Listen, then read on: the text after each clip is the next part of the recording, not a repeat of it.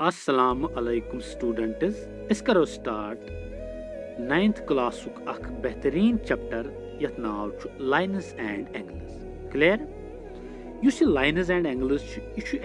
actually deal थवन geometry मतलब छु अख जियोमेट्री हुन छु अख पोर्शन अगर अस ये lines and angles chapter start करने ब्रोट वुछो गोडन जियोमेट्री क्या गो इस जियोमेट्री एक्चुअली डिराइव गमज दोन ग्रीक वर्ड्सन इस द्रमज दोन ग्रीक वर्ड्सन मज अख जियो बे गो मेट्रॉन जियो मीन्स गो अर्थ मेट्रॉन मीन्स गो मेजर गो सिंपली अगर वो जियोमेट्री क्या गई जियोमेट्री गई सिंपली अर्थ मेजरमेंट मतलब जमीन हुंद मेजरमेंट क्लियर तकरीबन 5 to 6 सास वरी ब्रोट गई काम यस जियोमेट्री जियोमेट्री अमुक ऑरिजिन एक्चुअली इजिप्ट मिस्र यथ वन मिस्रिक गोडनथ करन युस आर्ट तक तम पैरामिड्स बाकी चीज तुम गोडनथ करन यूज अमिक लेटर तम पत गई काम तम पत आए डिफरेंट मैथमेटिशियंस यमन मज बेबलियन या पाइथागोरस या बाकी बेबलियन अम कर काम अम दिस प्लेन फिगर्स अम वोन कि प्लेन फिगरन हुंद एरिया कत पट हेकु तुम कैलकुलेट कर क्लियर छा मगर युस जियोमेट्री हुंद कॉन्सेप्ट प्लेन फिगर्स या बाकी चीज यम हिस्टोरियंस या यमन वनो शॉर्टस मज आर्कोलॉजिस्ट्स ये आर्कोलॉजिस्ट्स डिफरेंट एग्जैक्वेशंस करना यमो वुच यस हरप्पन सिविलाइजेशन या मोहनजोदारो दुबुक यम हसा यथ हरप्पन सिविलाइजेशन मज या मोहनजोदारोस मज यम लुक रोजन वल एनशंट पीरियड यम हसा वारा ज्यादा करन यूज ये जियोमेट्री कत पे वन सोचन तुम कि अमसन यह कत पे पॉसिबल तक टाउन प्लानिंग वुक वाल्स वुक या यम तक देवार देवारन एग्जैक्वेशंस या रोड्स वुक रेक्टेंगुलर मतलब तुम पानवे क्या तुम रेक्टेंगुलर परल पानवे आज तुम वुचो एनशंट पीरियड कत चलान तम दो यम रोड सिटियन हंद तुम परल क्या परल तम मजीद ड्रेनेज सिस्टम अंडरग्राउंड बे यम ब्रिक्स यूज गसन बर्नड ब्रिक्स तुमन हज लेंथ ब्रेडथ हाइट मतलब तुम क्यूबाइड शेप्ड तिहज यम डायमेंशंस तुम 4:2:1 रेशो मज मीनस लेंथ 4 ब्रेडथ 2 हाइट 1 मतलब कि तुम तह वारा ज्यादा तुम लुक यम तुम वारा ज्यादा सिविलाइज्ड तुम वारा ज्यादा करन यूज तमो जियोमेट्री कर्म तम पे वैदिक पीरियड आव वैदिक पीरियडस मज कर तत आव लबन कह तुम कर वारा यूज ये मतलब यह जियोमेट्री स्क्वायर्स तमो बनमित कह स्क्वायर्स मतलब यम पेंटिंग वगैरह तत स्क्वायर शेप्ड मतलब शक्ल लबन या स्क्वायर शेप्ड आय या आय सर्कुलर रिंग मतलब सर्कुलर शेप्ड यम आय फिगर्स लबन गो शॉर्ट्स वनो कि यम वारा ज्यादा सिविलाइज्ड अम पो तुम पी अम पे आव ब्रह्मा गुप्ता आव अम पे ब्रह्मा गुप्तान कर तम वो दोपन हे साइक्लिक क्वाड्रिलेटरस कत पे हेकु तुम एरिया कर गो तमुक एरिया कत पे करो तुम सह दुत तमुक कंसेप्ट दुत कम ब्रह्मा गुप्तान क्लियर छा साइक्लिक क्वाड्रिलेटर तुम पी सह क्वाड्रिलेटरल यमिक तमाम वर्टिसेस लाइक कर सर्कलस पे क्लियर पता तम पे बास्कर हन कर तम वो दोपन हे तुम कत पे हसा करो मतलब अगर हसा तुम कह तस पाइथागोरस थारम पाइथागोरस थारम कर तम मतलब तमी वो दोपन कि पाइथागोरस थारम कत पे करो तुम मतलब use day to day life मज पता आर्या भट्टा सुन तुम पी आर्या भट्टन कर तम वो आइसोसेलेस ट्रायंगल्स कत पे करो तुम एरिया या पायरामिडन कत पे करो वॉल्यूम या तुम पी कि पायुक दुत तम अप्रोक्सिमेट वैल्यू ठीक तम पे Pythagoras P irrational number concept दुत तम या बाकी तो तम पे आव लास्ट पे इक्विलिड यमिस वन फादर ऑफ जियोमेट्री तो अम सुन ज्यादा कंट्रीब्यूट कत मज जियोमेट्री मज तिकाज अम वारा ज्यादा कंट्रीब्यूट अवै वन इक्विलिडस वन फादर ऑफ जियोमेट्री तो अमसी मुतलिक मेनली पढ़ुन यथ मज तिकाज अम दित एक्शमस दित पॉस्टुलेट्स दित तुमने मुतलिक पढ़ो यह थोड़ा बहुत बे थो ब्या चीज तो याद युस थेल्स सह वाहिद मैथमेटिशियन यम वोन कि अकिस सर्कलस हसा डायमीटर डायमीटर अकिस सर्कलस करन दोन बराबर हिस्सन मज तकसीम तमन बराबर हिस्सन हसा वन क्या सेमि सर्कल्स क्लियर तो वहीं तुलो पन टॉपिक यह थोड़ा अमुक कंसेप्ट यह थोड़ा ओवरव्यू कि लाइन्स जियोमेट्री या बाकी मैथमेटिक्स मुतलिक वहीं वो लाइन्स एंड एंगल्स क्या अत मज क्या टॉपिक वो गोडनथ अगर वो गोडनथ लाइन गोडनथ पढ़ लाइन मज पढ़ गोडनथ कि पॉइंट क्या गो अगर वो पॉइंट क्या यह point fine dot a point त्रो मे ये डॉट यह फाइन डॉट यथ नो ब्रेडथ ना लेंथ तो ना थिकनेस ना ब्रेडथ क्या गो चौड़ाई ना लेंथ गो ये क्या वन यथ खजर वन ठीक लंबाई यथ वन थिकनेस गो मोचर गो कहें खाली मैग्नीट्यूड फाइन डॉट क्लियर तो अम पे अगर लाइन वो लाइन एक्चुअली पॉइंटन बन पॉइंट मगर अगर पॉइंट्स स्ट्रेट वत मज पे कर जॉइन यम बनान लाइन मगर लाइन यह सिंबल यह एरो मतलब क्या गो यह एक्सटेंडिंग योर यह एक्सटेंडिंग योर मतलब अत एंड पॉइंट्स कह गो सिंपली अगर वो लाइन क्या गई यह कलेक्शन ऑफ पॉइंट्स अकिस स्ट्रेट वत मज मगर एक्सटेंडिंग इंडेफिनेटली योर एक्सटेंडिंग यह अमिच सिंबल क्लियर अम पे वो लाइन सेगमेंट यह लाइन सेगमेंट सिंपली लाइन हुंद हिस्सा सपोज अगर यह लाइन यह यीहन ट मे यह ट मे अमिस थोमिक यह बने लाइन सेगमेंट यथ लाइन सेगमेंट ज एंड पॉइंट्स क्या यह कलेक्शन ऑफ पॉइंट्स या इन अदर वर्ड्स मैथस मज वन लाइन सेगमेंट हसा लाइन हुंद सबसेट गो सिंपली पार्ट लाइन हुंद मगर यथ क्या फर्क वो यथ ज एंड पॉइंट्स क्लियर तो अम पे वो रे क्या गई यह गई अमिच सिंबल रिप्रेजेंटेशन लाइन सेगमेंट यह गई योर point symbol A B clear अम पे रे तक लाइन हुंद पार्ट अगर यह पार्ट लाइन अमुक पार्ट रे मगर अत एंड पॉइंट सपोज ए ये मैन एरो मतलब गो योर एक्सटेंडिंग योर एंड पॉइंट अत कह गो रे बे पार्ट लाइन हुंद having one point having one end point बे ब्या पॉइंट साइड एक्सटेंडिंग इंडेफिनेटली योतान हेकन जेड रहे तोतान हेकन क्लियर यह गई रे अम पे कोलिनियर पॉइंट्स कम गई वुच सा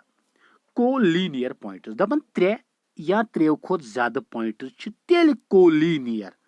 ये तुम लाई आसन करन एक लाइन पे मिसाल यह पॉइंट तेल कोलिनियर ये एक लाइन पे कर लाई यह पॉइंट तेल कोलिनियर ये लाइन पे कर लाई वो यह तो यह चे त्रोवक लाइन या गो ड्रॉप यम त्रे तेल कोलिनियर कह गो 3 or more points are said to be collinear if they lie on the same line ये एक लाइन पे कर त्रोनवे पॉइंट लाई क्लियर अम पे वो कनकरेंट लाइन्स वो कनकरेंट लाइन्स क्या गई कनकरेंट लाइन्स गई दपन त्रे या त्रेव खोत ज्यादा लाइन्स तेल concurrent 3 or more than 3 lines are said to be concurrent if there is a point which lie in on all of them दपन त्रे या त्रेव खोत ज्यादा लाइन्स तेल कनकरेंट ये पॉइंट लाई करन हर कुन लाइन पे मिसाल यह लाइन क्लियर यह त्रो मे ब्या लाइन यह त्रो मे ब्या यप त्रो मे ब्या त्रो मे यह पॉइंट यह सपोज अत आव पॉइंटस नाव पी अगर बह लाइन तुलन थोद यह पॉइंट अत पे अगर बह तुलन ब्या लाइन थोद अत पे पॉइंट पी अगर यह लाइन तुल बह अत पे पॉइंट पी वो यह पी पॉइंट यमुक वो यह हर कुन लाइन पे लाई कर वो यम तमाम लाइन यमन अकुई कॉमन पॉइंट तमन वन बायो कनकरेंट लाइन्स क्या वन कनकरेंट लाइन्स ओके प्लेन क्या गई वो प्लेन फ्लैट सरफेस इत पे बोर्ड या गर किताब प्लेन सरफेस फ्लैट सरफेस यथ मज एक्सटेंड गसान हर कुन डायरेक्शन यह प्लेन यह कुन एरो त्र यह कुन गो प्लेन फ्लैट सरफेस या फ्लैट 2-dimensional सरफेस यस एक्सटेंड गसान हर कुन डायरेक्शन मज क्लियर अम पे इंटरसेक्टिंग लाइन्स गई यम रलन पान वे अगर कशर पे वो दपान 2 lines L, M are said to be intersecting जो लाइन तेल इंटरसेक्टिंग ये तुंद इंटरसेक्शन ये तुंद रलन जीरो कह जीरो मतलब गो इज नॉट जीरो कह गो कह मतलब गो पॉइंट यह गई लाइन यह गई ब्या लाइन यम intersecting in common point P गो इन इंटरसेक्शन जीरो कह यमन इंटरसेक्शन अख पॉइंट सह गो पी गो यम दोन तेल क्या यम इंटरसेक्टिंग लाइन्स गो two lines are said to be intersecting if their intersection is not zero clear अम पे तुम पैरेलल लाइन्स वुच जो लाइन्स तेल parallel two lines are said to be parallel अगर युंद रलन आसे जीरो मतलब यम रलन कुछ जाए या two lines are said to be parallel if their perpendicular distance at any wire is constant yel tuhins perpendicular distance is constant misal ye gay akh line ये गई ब्याख लाइन क्लियर ऐ त्रोन डिस्टेंस यह suppose 5 ये ति गई 5 आसन ये ति 5 या वन शॉर्टस मज two lines are said to be parallel if their रलन इंटरसेक्शन इज जीरो ये तुम रलन मतलब इंटरसेक्शन आस तुम तुंद कहीं मतलब तुम रलन तेल क्लियर वन अम पे एक्शम कंसेप्ट इज इक्विवेलेंट दित थो नजर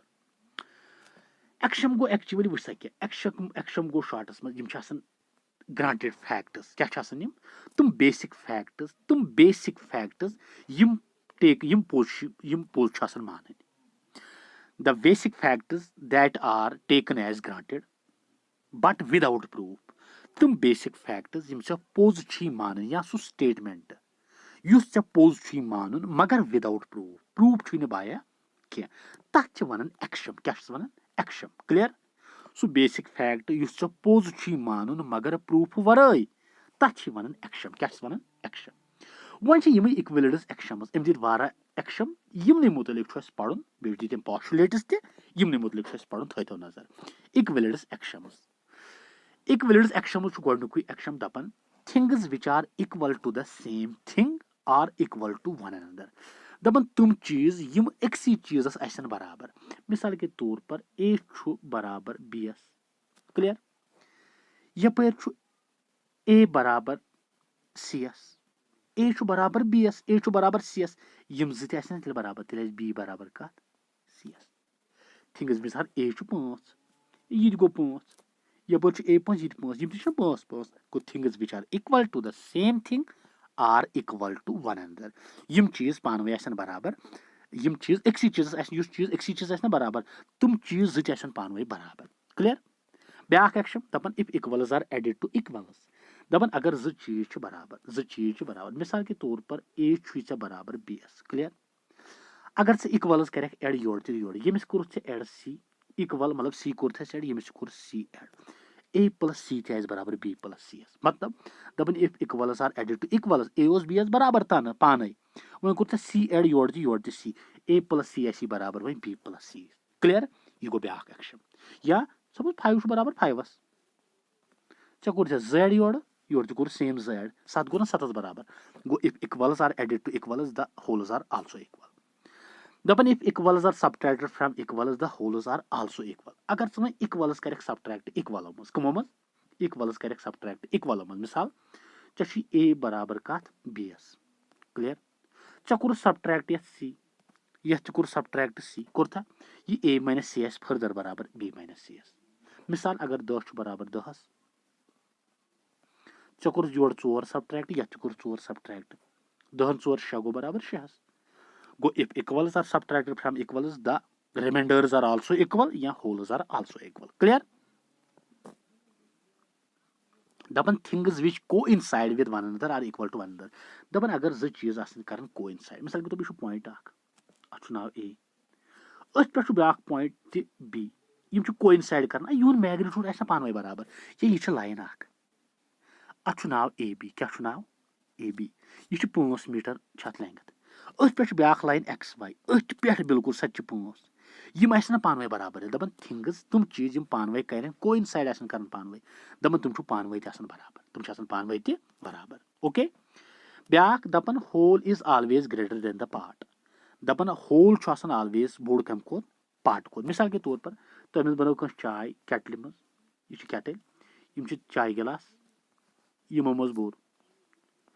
यथ मज बोर 3 गिलासन चाय यस केटल मज चाय यह यमो गिलासों खुद बोड़ यह केटल यम गिलास खुद बोड़ यह केटल यम गिलास खुद बोड़ यह केटल यम गिलास खुद बोड़ गो whole always greater than the part whole is always greater than the part यह गो ब्याक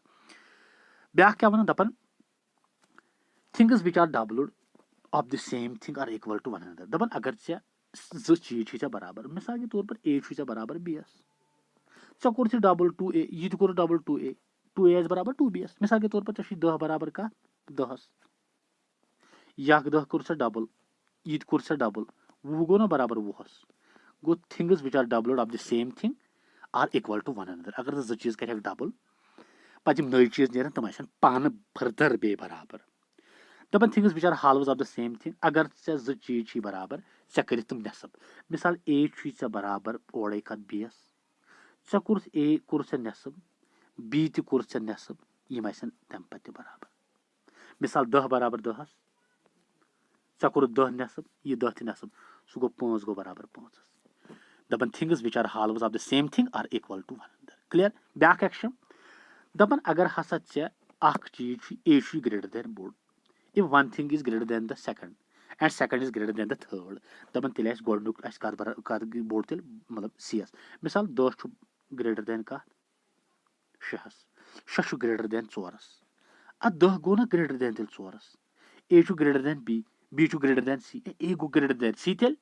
क्लियर यह मकले तमाम एक्शंस यम इक्विवेलेंट दित तो यह मकलो गोडनुक लेक्चर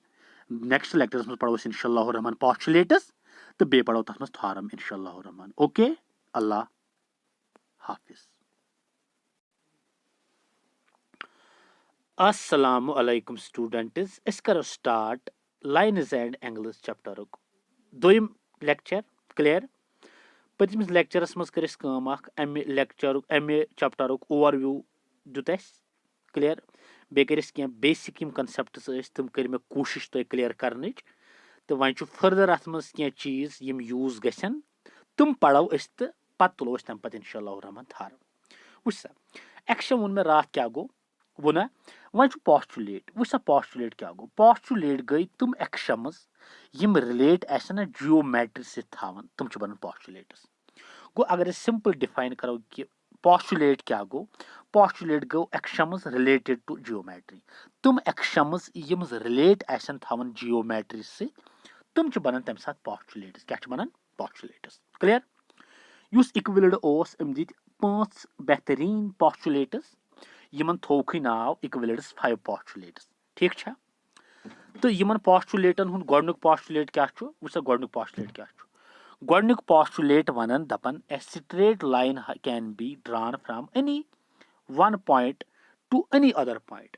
अगर अख स्ट्रेट लाइन ये पॉइंट मे ये ब्याक पॉइंट यमन दोन पॉइंटन मज हसा हेक बह स्ट्रेट लाइन त्रित या ये मे पॉइंट यमो दरमियान त्रब लाइन ये पॉइंट यमन दरमियान त्रब लाइन ये पॉइंट यमन दरमियान त्रब लाइन मतलब अख स्ट्रेट लाइन हसा हेको त्रित अकिस प्लेनस मज थ्रू एनी 2 पॉइंट्स यम 2 पॉइंट्स कर हेक ना कंसिडर 2 पॉइंट तुम मज हेक सह लाइन त्रित क्लियर यह गोडनुक पोस्टुलेट क्लियर अमे पोस्टुलेटुक युस ब्याक हिस्सा याद थो यम दोनवे रिलेटेड यम पार्ट्स अमिक दपन गिवन एनी 2 डिस्टिंक्ट पॉइंट्स वुच तन एनी 2 पॉइंट्स कह 2 पॉइंट मिसाल ये तो लाइन वह अगर ऐ मखसूस पॉइंट मिसाल के तौर पर ये पॉइंट ये ब्याक पॉइंट यमो दो पॉइंटों मज हसा गसी वाहिद अकई लाइन पास वन कसर ब्याक लाइन कर पास वो ब्याक लाइन अगर करो यम मज गस पास यह पॉइंट गस ड्रॉप या त्रैक ये पे लाइन यम पॉइंट मज गई पास यह गो ड्रॉप यम मज त्रैक लाइन या गो ड्रॉप यम मज त्रैक लाइन या गो ड्रॉप गो गिवन एनी 2 डिस्टिंक्ट पॉइंट्स क्या मखसूस पॉइंट्स अगर आसन प्लेनस मज यमो मज गसन वाहिद अकई लाइन पास वह अगर क्या 2 पॉइंट तुलिस तमो मज लाइन पास मगर मखसूस 2 पॉइंट अगर करो कंसिडर तमो मज गई वाहिद अकई line pass given any 2 distinct points there is a unique line which can pass यह गोडने एक्शमुक दोयम पार्ट वुच अम क्या ब्याक एक्शन पोस्टुलेट ब्याक पोस्टुलेट दपन a terminated line can be produced indefinitely वुच यस लाइन हिंद सिंबल छना लाइन हिंद रिप्रेजेंटेशन सची मगर याद गस थोन टर्मिनेटेड लाइन आसन लाइन क्या collection of points in a straight path extending indefinitely मा हेक लाइन त्रित त्रावन टर्मिनेटेड लाइन गो अगर यह टर्मिनेटेड लाइन मे गई मर्जी मे योतान जरूरत मे कर प्रोड्यूस यह योतान वातनोम यह योतान योड़ कर प्रोड्यूस वातनोम योतान गो a terminated line can be produce indefinitely यह ए बी लाइन मे कर सी एस तान प्रोड्यूस तिज property as per postulate number 2 a terminated line can be produced indefinitely okay ब्याक पॉस्टुलेट क्या वन त्रेम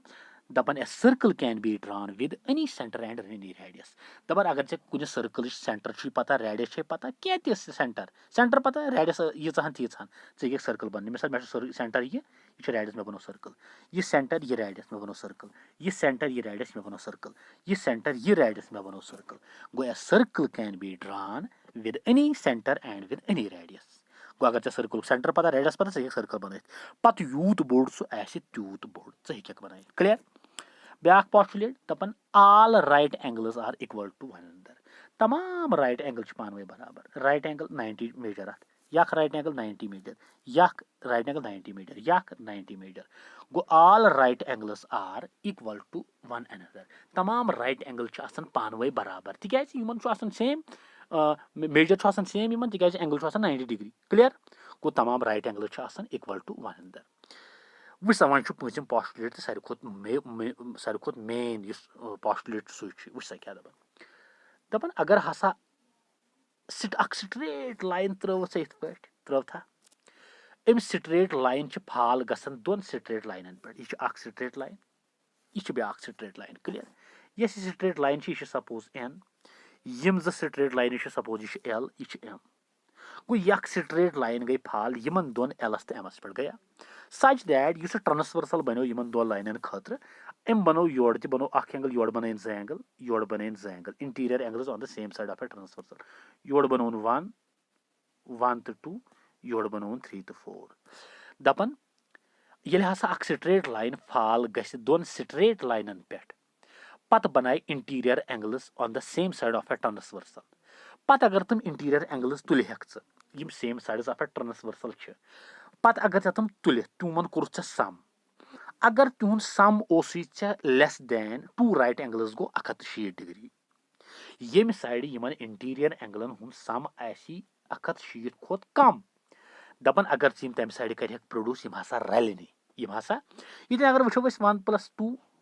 योर 3+4 तो पे 1+3 1+3 अगर करो यह लेस दैन 160 तिकाज यमन एंगल बेंडिंग कम यूत बेंडिंग कम तूत एंगल कम अगर वह योर रला होगी यम रल कहें क्लियर गो बेक वन बह पॉस्टुलेट अगर अख स्ट्रेट लाइन दोन स्ट्रेट लाइन पे गस फाल पे सच दैट अत ट्रांसवर्सलस बन यम साइड ती इंटीरियर एंगल्स यम साइड ती इंटीरियर एंगल्स यम साइड यमन इंटीरियर एंगलन हुंद सम आसि लेस दैन 180 डिग्री अगर यम तम साइड कर प्रोड्यूस यम समखन यम रलन क्लियर गो यह पूंचम पॉस्टुलेट मेन पॉस्टुलेट फिगर तक बन यम साइड मे होमुत मतलब एरो कम मतलब बेंडिंग थोमुत ज्यादा गो 1+2 लेस दैन 180 डिग्री गो यमी साइड रलन क्लियर अम पे वो ब्या कंसेप्ट यह मकलो लाइन हूँ सोरे हिसाब किताब लाइन हूँ कंसेप्ट इस वो अम पे तिकाज अत नाव चैप्टरस लाइन्स एंड एंगल्स लाइन मकलो तकरीबन वो एंगल वो एंगल क्या गो एंगल गो शॉर्टस मज दपन अगर two rays having the same initial point forms an angle यह रे यह ब्या रे यमन अक ऑरिजिन ओ यह बनो एंगल गो दोन रेन अगर यह ओ ए थवन बह रे यह थवन बह ओ बी दोन रेन अक इनिशियल पॉइंट यमो बनो एंगल बनो खा two rays having the same initial point forms an angle या वन इत पे कि एन एंगल यह union of intersection of two non collinear rays यह गई रे यह गई ब्या नॉन कोलिनियर तिकाज यह युकुन डायरेक्शन युकुन डायरेक्शन यम नॉन कोलिनियर रेज गो यूनियन मतलब गो दोनवनी यह एंगल यम सुन तो यम सुन गो यह यूनियन ऑफ इंटरसेक्शन गो रलन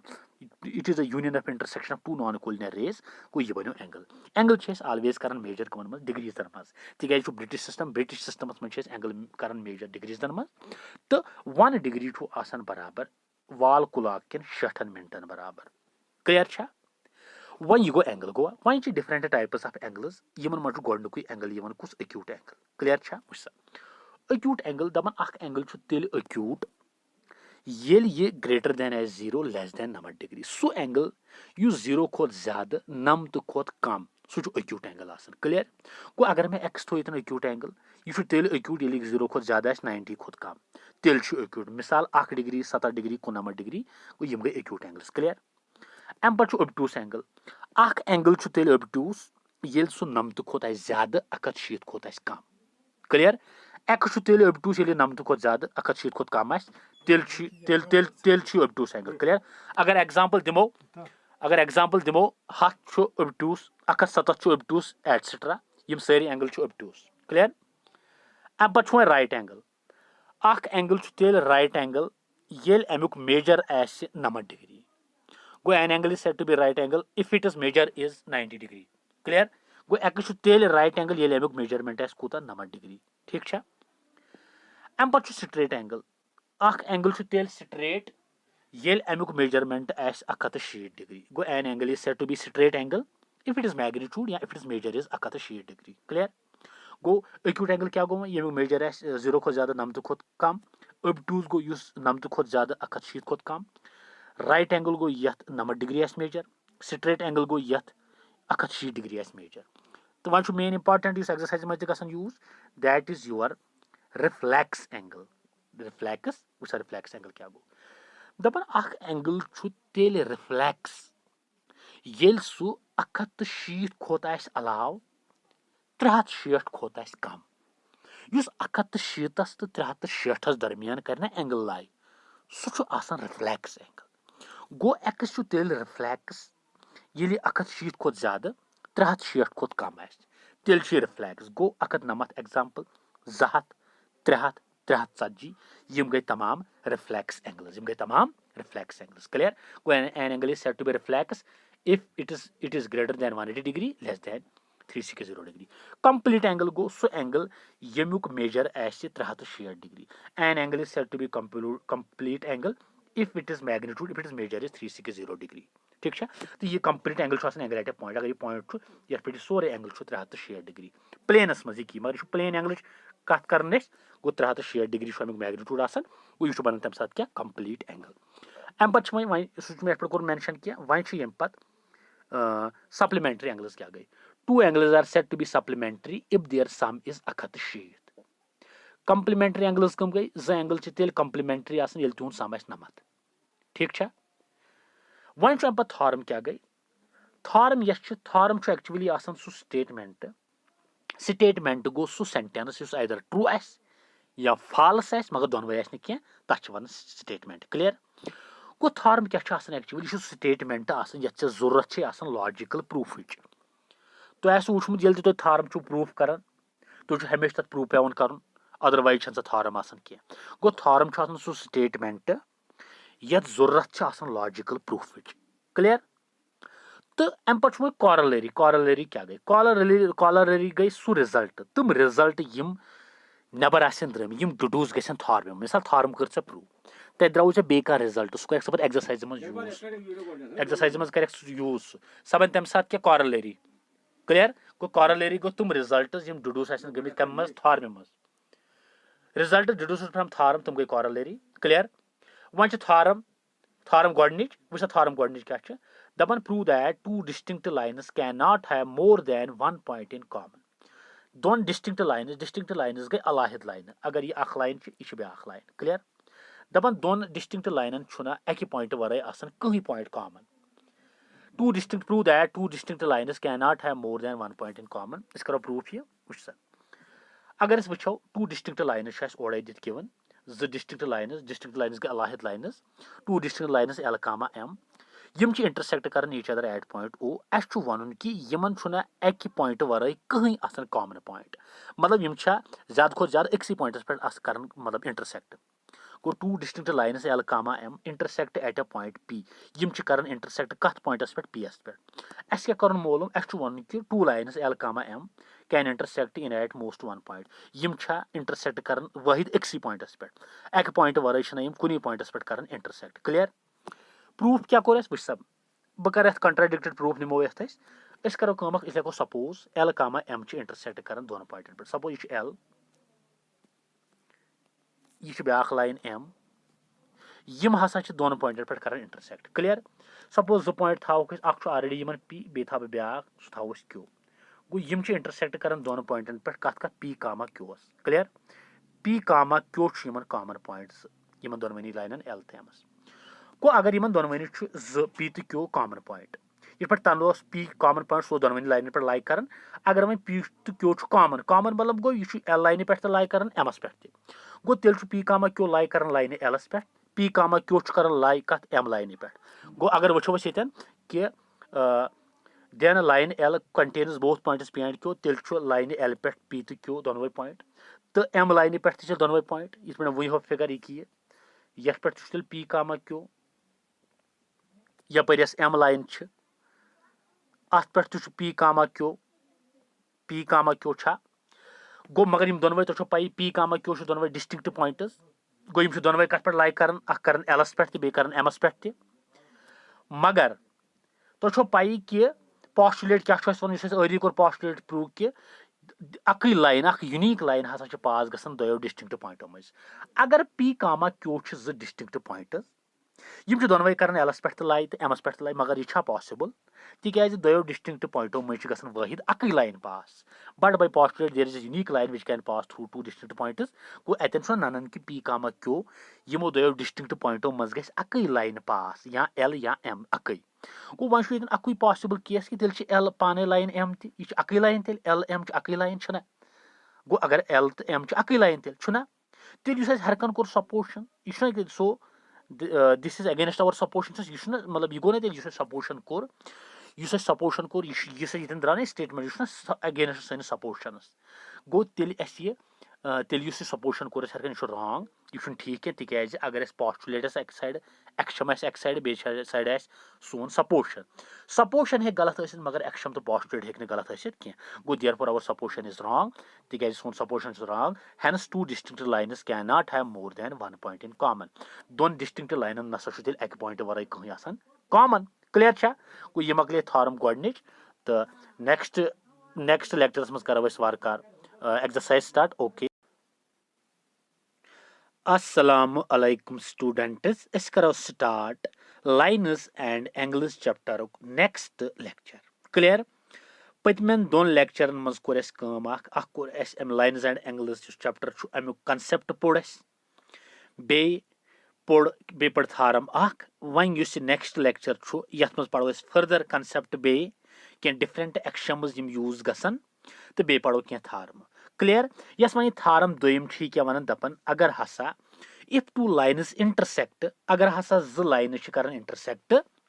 तो वन सा वर्टिकली अपोजिट एंगल बराबर क्लियर अगर ज लाइन इंटरसेक्ट कर तो वन सा तम वर्टिकली अपोजिट एंगल बनान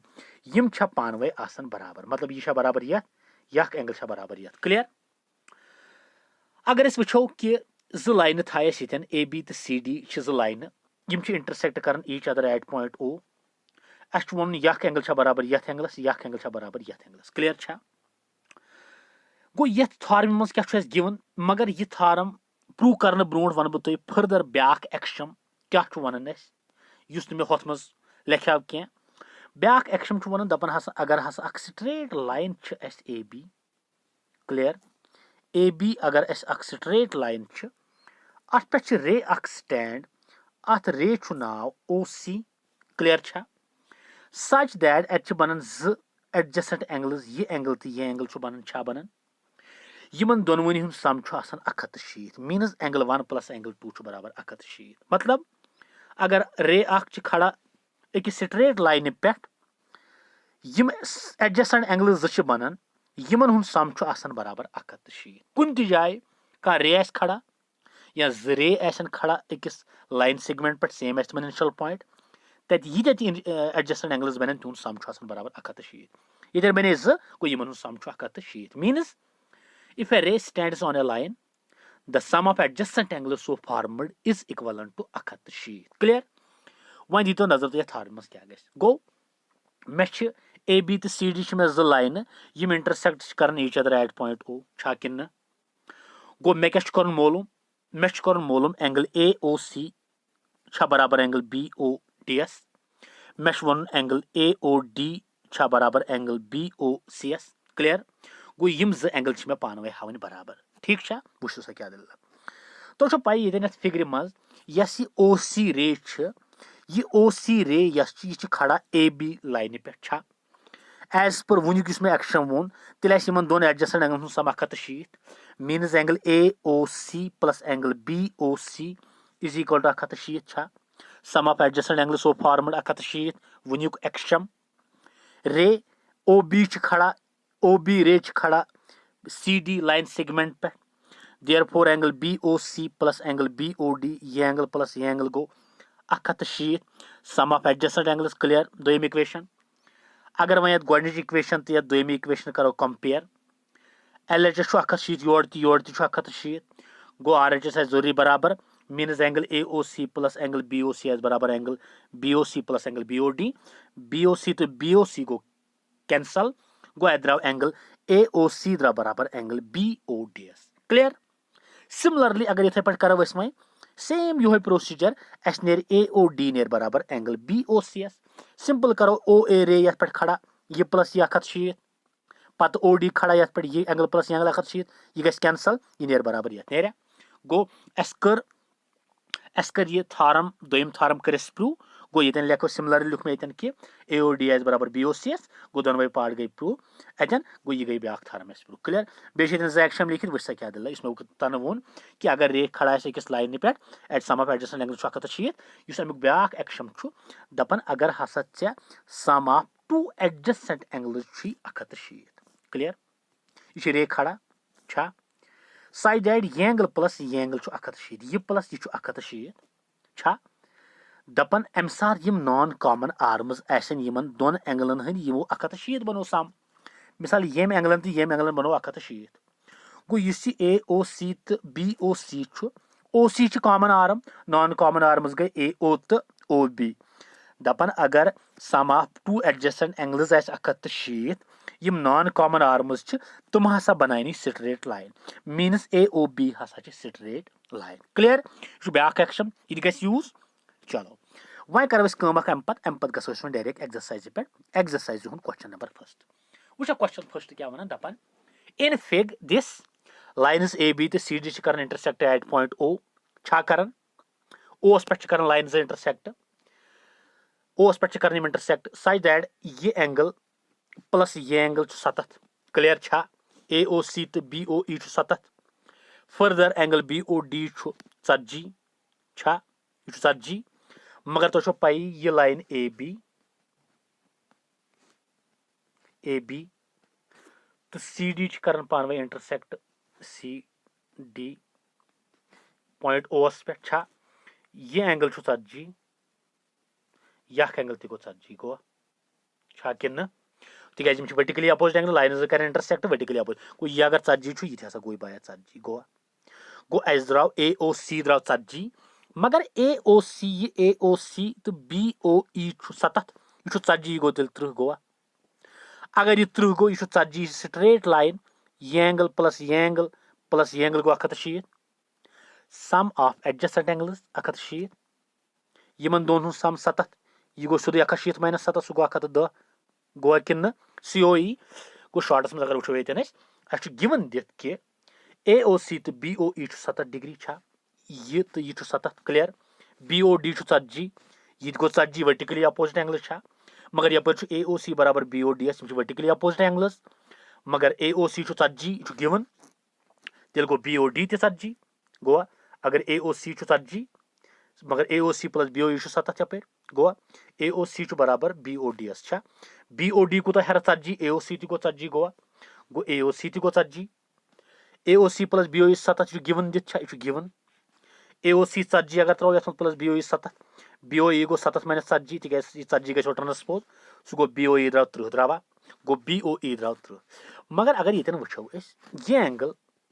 ये प्लस यह 170 यह गो 40 यह गो 30 यह गो शॉर्टस मज कूता यह गो 170 माइनस 70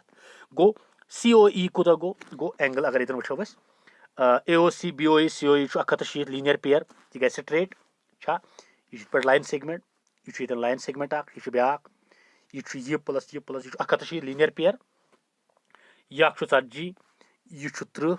यह गो कूता गो सोद यह गो 170 यह गो 40 30 COE यह गो 170 गो COE गो 40 30 गई 70 प्लस COE गो 170 सह गो 70 योर सह गो COE गो 110 कूता गो COE अगर द्राव 110 मगर अस हसा बायो कर रिफ्लेक्स COE इस COE रिफ्लेक्स कह यह 110 तिकाज रिफ्लेक्स एंगल गो सह एंगल 170 खोत अलाव 360 खोत कम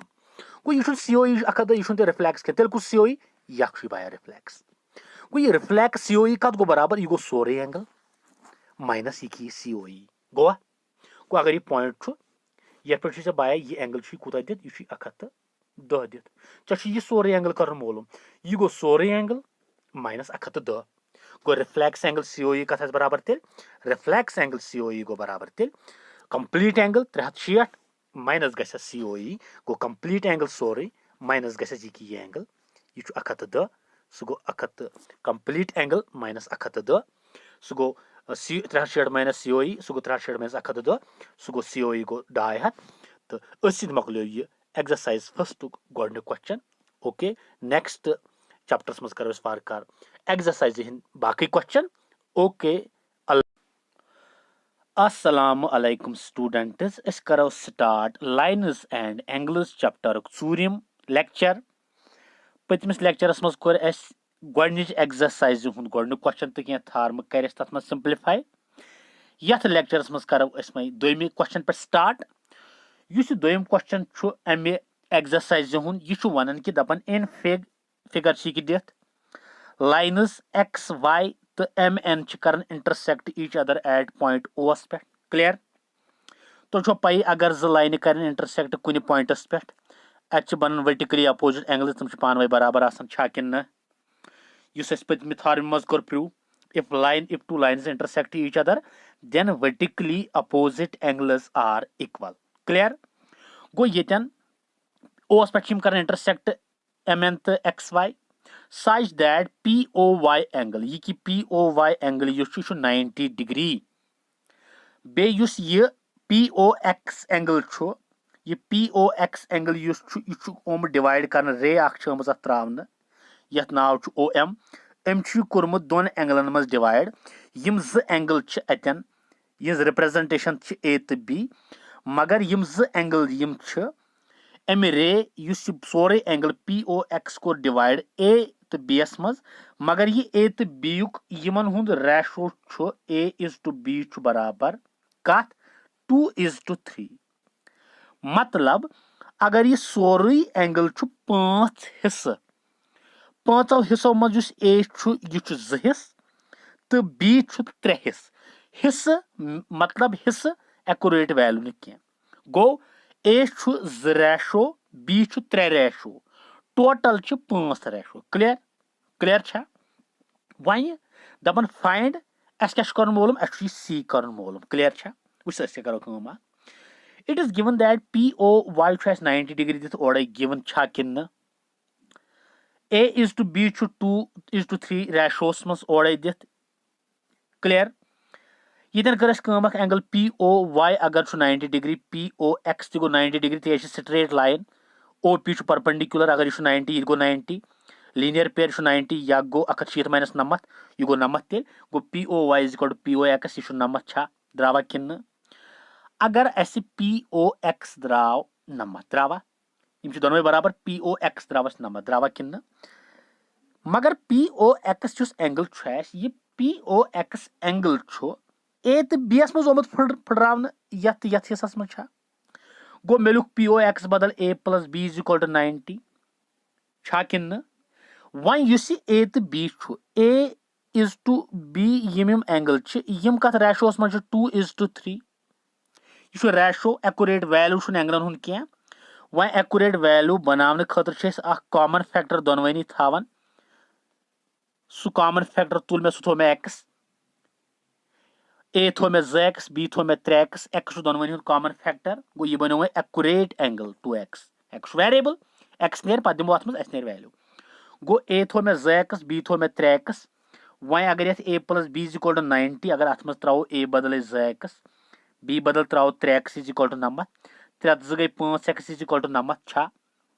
वन अगर यह 5 अत मल्टीपलस मज यह 5 गस योर डिवाइड 5 1 जार गो 5 5 1 जार 5 योर तर 5 8 जार गो 40 गोवा गो X द्राव 18 डिग्री द्रावा कि अगर X द्राव अस 18 डिग्री A एंगल गो तेल बराबर 2X जुस हेर थोमुत बराबर अस सह गो 2 into X 18 सह गो 36 डिग्री द्राव A B 3X सह गो 3 into 18 गो शॉर्टस मज 54 गो B द्राव 54 द्रावा कि वही अगर वो यन वुस A द्राव 18 B द्राव 54 द्रावा go A द्राव 18 B द्राव 54 यन अगर नजर दिमो यस MN M N straight line ये पे ओ एक्स रे खड़ा B plus C 160 sum of adjacent angles B 54 C गो बराबर दिल 160 माइनस 54 द्रावा किन गो इथे पे अगर वो ये लिखुन मे रे ओ एक्स ये ओ एक्स स्टैंड एम एनस पे किन एम एनस पे तेल गो बी प्लस सी 160 गो किन अगर बी प्लस सी 160 ये रे ये बी एंगल ये सी गो बी प्लस सी गो 160 B 54 C B plus 54 plus C गो 160 सी गो बराबर 160 माइनस 54 सी गो बराबर 160 डिग्री द्रावा यो सी मालूम कर चलो वह गो नेक्स्ट क्वेश्चन पे question number 3 question number 3 one दपान इन फिग ये फिगर दित दपान एंगल पी क्यू आर यह बराबर एंगल पी आर क्यू और गिवन दित पी क्यू आर ट्रायंगल अत मन आर क्यू ओमुत प्रोड्यूस कर एस तान योर ओमुत कर टी एस ताम सच डैड अत बने जो एक्सटीरियर एंगल्स अग बनो पी क्यू एस बे बनो P R T clear go P Q are बराबर पी आर क्यू और गिवन दित अस वन पी क्यू एस बराबर पी आर टी एस ठीक अगर ये दिमो नजर गिवन दित यह मे फर्स्ट इक्वेशन थो कि यह फर्स्ट इक्वेशन यह पी क्यू रे यह खड़ा एस आर टी लाइन पे यह straight line S R T तेल यह एंगल प्लस यह angle 160 sum of adjacent angles so गो angle P Q S plus angle P Q R गो 160 sum of adjacent angles is equal to 160 किन ये अगर लिखो sum of adjacent angles is equal to 160 axiom एस पोल सो गो P Q थो second equation ये पी आर रे खड़ा एस आर टी एस पे बे तेल गो P R Q plus P R T गो 160 गो किन गो इन दोन एंगल सम गो 160 गो तिज straight line sum of adjacent angles 160 ये sum of adjacent angles 160 so गो P Q S plus P Q R is गो 160 P R Q plus P R T is गो 160 अगर इन दोन इक्वेशन करो कंपेयर 160 योर दोनवनी साइडन ये दोन इक्वेशन कंपेयर कर तुम वो एक्शमस मज things which are equal to the same thing are equal to one another यह बराबर ये बराबर पाने बराबर गो P Q S plus P R Q R is equal to P R Q plus P R T यह बराबर ये वह अगर बह फर्स्ट इक्वेशन थी यह कर यूज मीनस ये मे पी क्यू आर अम बदल दिम पी आर क्यू क्लियर ये मे पी क्यू आर बह अम बदल पी आर क्यू गो मे कर ये अगर वो पी क्यू एस इथे पे पी क्यू आर यह अम बदल P R Q S plus P R Q is equal to P R Q plus P R T ये पी आर क्यू तो पी आर क्यू गो कैंसल गो P Q S द्राव बराबर P R T S गो exterior angle द्राव बराबर गो ये एंगल द्राव बराबर यो प्रूव कर क्लियर यह गो ब्या क्वेश्चन गो ये सिंप्लीफाई अम पे करो ब्या क्वेश्चन क्वेश्चन नंबर 4 वो क्वेश्चन नंबर 4 क्या वन क्वेश्चन नंबर 4 वन दपन इन फिगर हसा दित ये अगर हसा ये straight line in fig X plus Y इन रे इत पे खड़ा ब्या रे इत पे खड़ा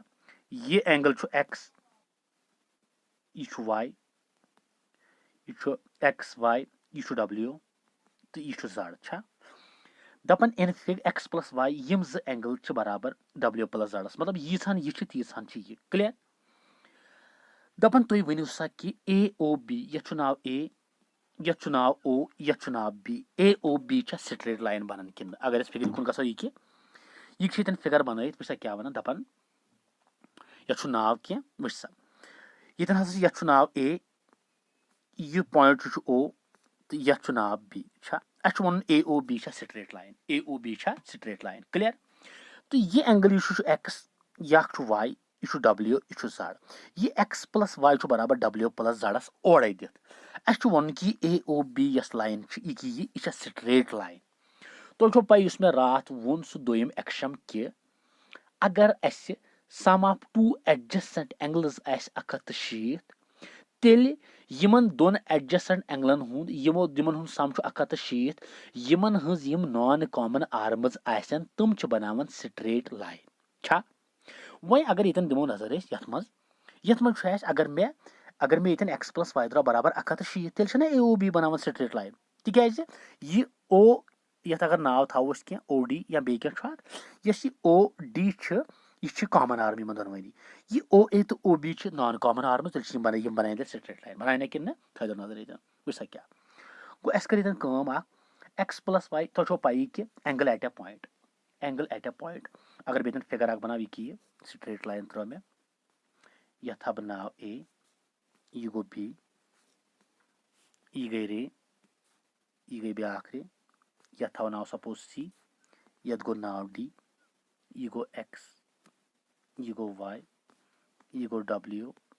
यह गो जेड छा अगर ये दिमो नजर तुम P angle at a point अगर यह पॉइंट ये पे कंप्लीट एंगल 360 गो यह पॉइंटस पे एंगल सोरे X plus Y plus W plus Z गो यह गो 360 डिग्री अगर वो कंप्लीट एंगल या एंगल एट ए पॉइंट तुम पी यस गिवन इक्वेशन गिवन दपान एक्स प्लस वाई यह प्लस यह बराबर डब्ल्यू प्लस जेडस गो एक्स प्लस वाई इथे पे डब्ल्यू प्लस जेड यम बदल हेको दिथ एक्स प्लस वाई तिकाज पे गिवनस मन दिथ एक्स प्लस वाई बराबर डब्ल्यू प्लस जेड गो एक्स प्लस वाई बराबर डब्ल्यू प्लस जेड गो X plus Y W plus Z बदल दिथ एक्स प्लस वाई इज गो 360 गो एक्स एक्स गो 2x वाई वाई गो 2y इज इक्वल टू 360 छा किन सह गो 2 अगर कॉमन करो ये वो अगर बे 2 कर कॉमन ये 2x प्लस 2y गो 2x प्लस 2y 360 छा सह गो 2 यह कॉमन ये 2 1 जार 2 2 160 जार गो सोदी 360 गो ये को डिवाइड सह गो x प्लस वाई द्राव 160 द्रावा गो x प्लस यह ए ये नाव गुमुत ये मछली लेखुन सह गो ए यह ओ गो x प्लस वाई यह द्राव 160 यह एंगल प्लस यह एंगल द्राव 160 मीनस अस द्राव दोन एडजसेंट एंगलन सम द्राव 160 यह कॉमन आर्म दनवनी हज वह कस non common arm O A तो ओ बी तेल एक्शन वन एक्शन वन दपान when sum of adjacent angles is equal to 160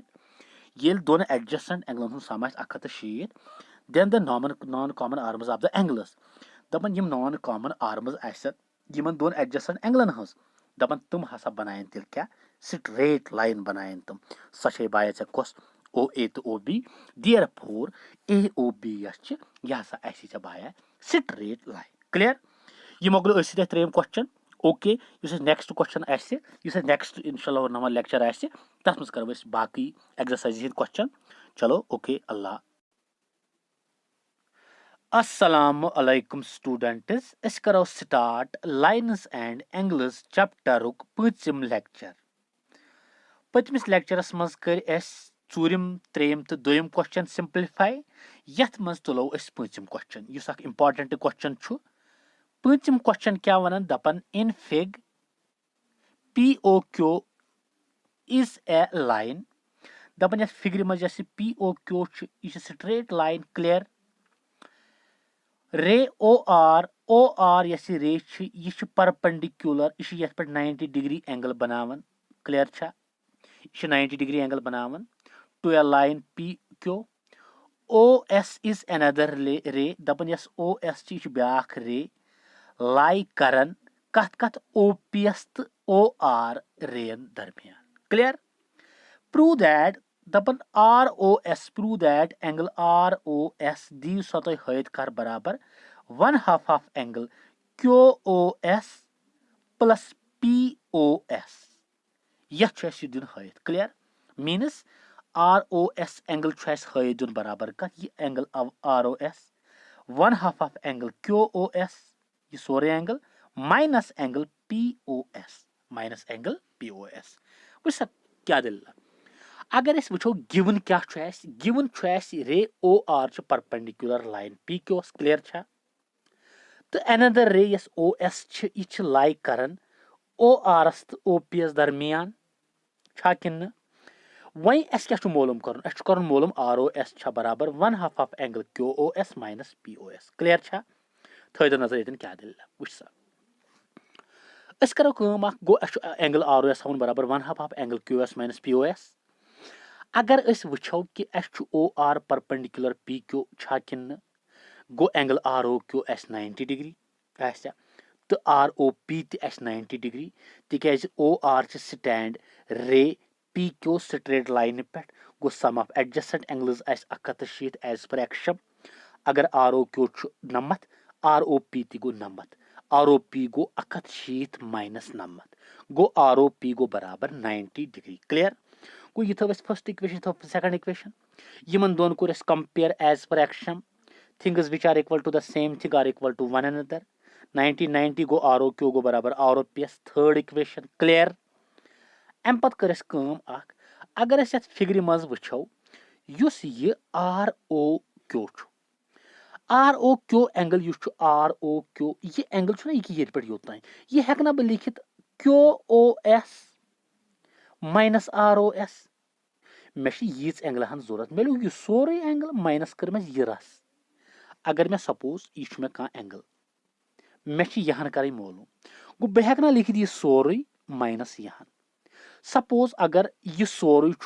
suppose यह सोरे 110 यहन सपोज 30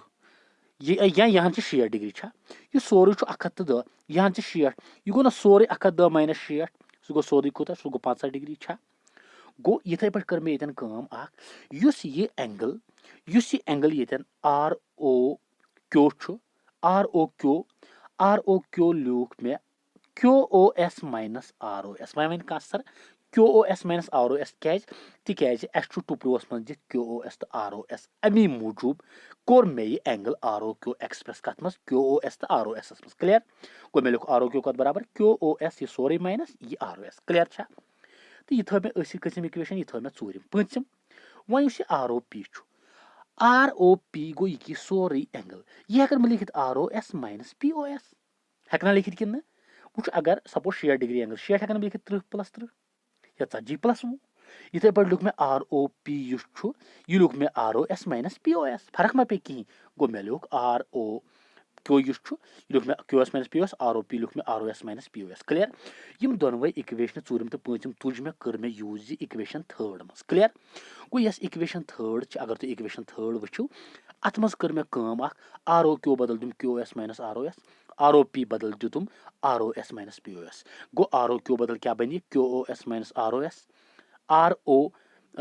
आर ओ एस यह गो अम बदल आर ओ क्यू बदल आर ओ पी बदल क्या दुम आर ओ पी बदल दुम R O S plus P O S दुमा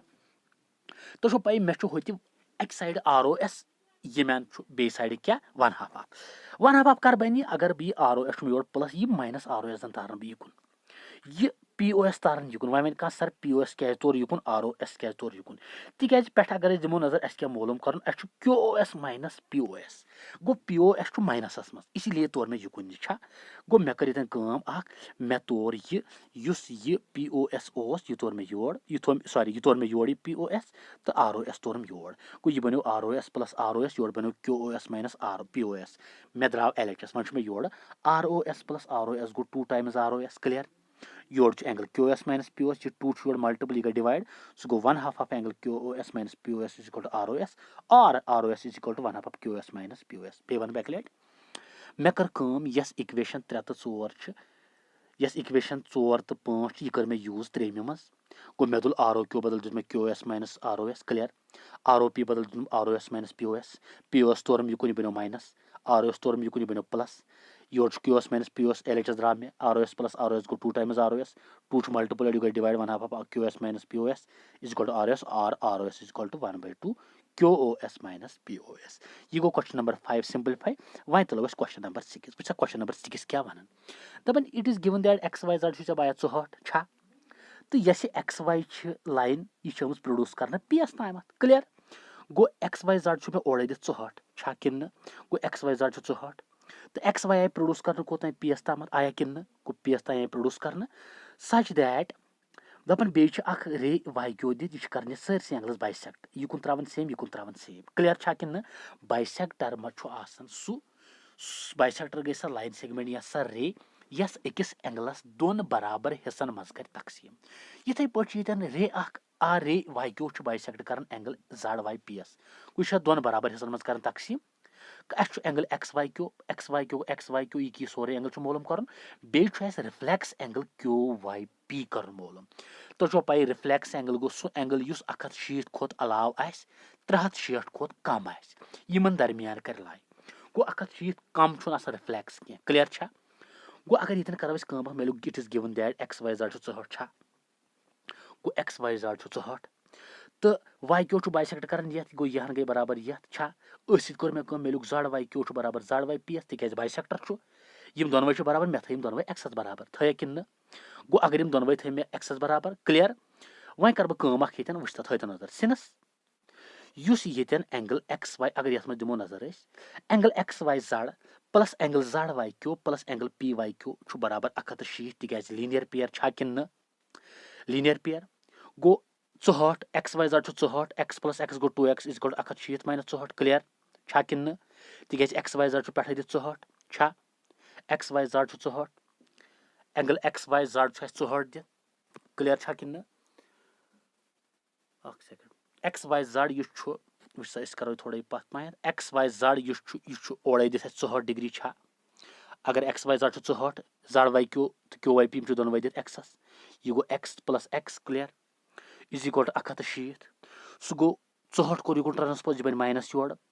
सह गो एक्स प्लस एक्स गो 2x इज इक्वल टू 160 वाला 4 सह गो 160 सह गो एक्स नेर बराबर 160 यह जो गो डिवाइड सह गो 160 बटा 2 सह गो 58 डिग्री गोवा गो एक्स अगर द्राव 58 गो यह गो 58 गो अस द्राव जड़ वाई क्यू 58 तो क्यू वाई पी तो द्राव 58 द्रावा दोनों किन्न गो अस द्राव जड़ वाई क्यू तो 58 क्यू वाई पी तो द्राव 58 क्लियर गो दोनों द्राय वन कर मोलूम एंगल एक्स वाई क्यू वो अगर एंगल एक्स वाई क्यू करो मोलूम सह गो एक्स वाई जड़ प्लस जड़ वाई क्यू 64 प्लस 58 क्लियर बे कर रिफ्लेक्स क्यू वाई पी वो अगर यह क्यू वाई पी निमो यह रिफ्लेक्स कह तेल कुछ रिफ्लेक्स अगर यह निमो पे एंटी क्लॉक वाइज डायरेक्शन में ये पे योत तान यह गो रिफ्लेक्स वन यह रिफ्लेक्स क्यू वाई पी कत पे ने बह कर सोरे complete angle minus Q Y P clear गो कंप्लीट एंगल अगर वो कंप्लीट एंगल यह सोरे ये सरसी अगर बह वाल यह सॉरी अगर बह सरसी वाल यहन तो वाल बह अत नेर मे सारे हन गो complete angle minus Q Y P is equal to reflex clear सह गो ये अगर दिमो नजर अस द्राव ये जड़ वाई क्यू यह गो जड़ वाई क्यू द्राव अस यह 64 प्लस एक्स गो 58 सह 64 प्लस 58 गो सोद 192 गो 192 द्राव एक्स वाई क्यू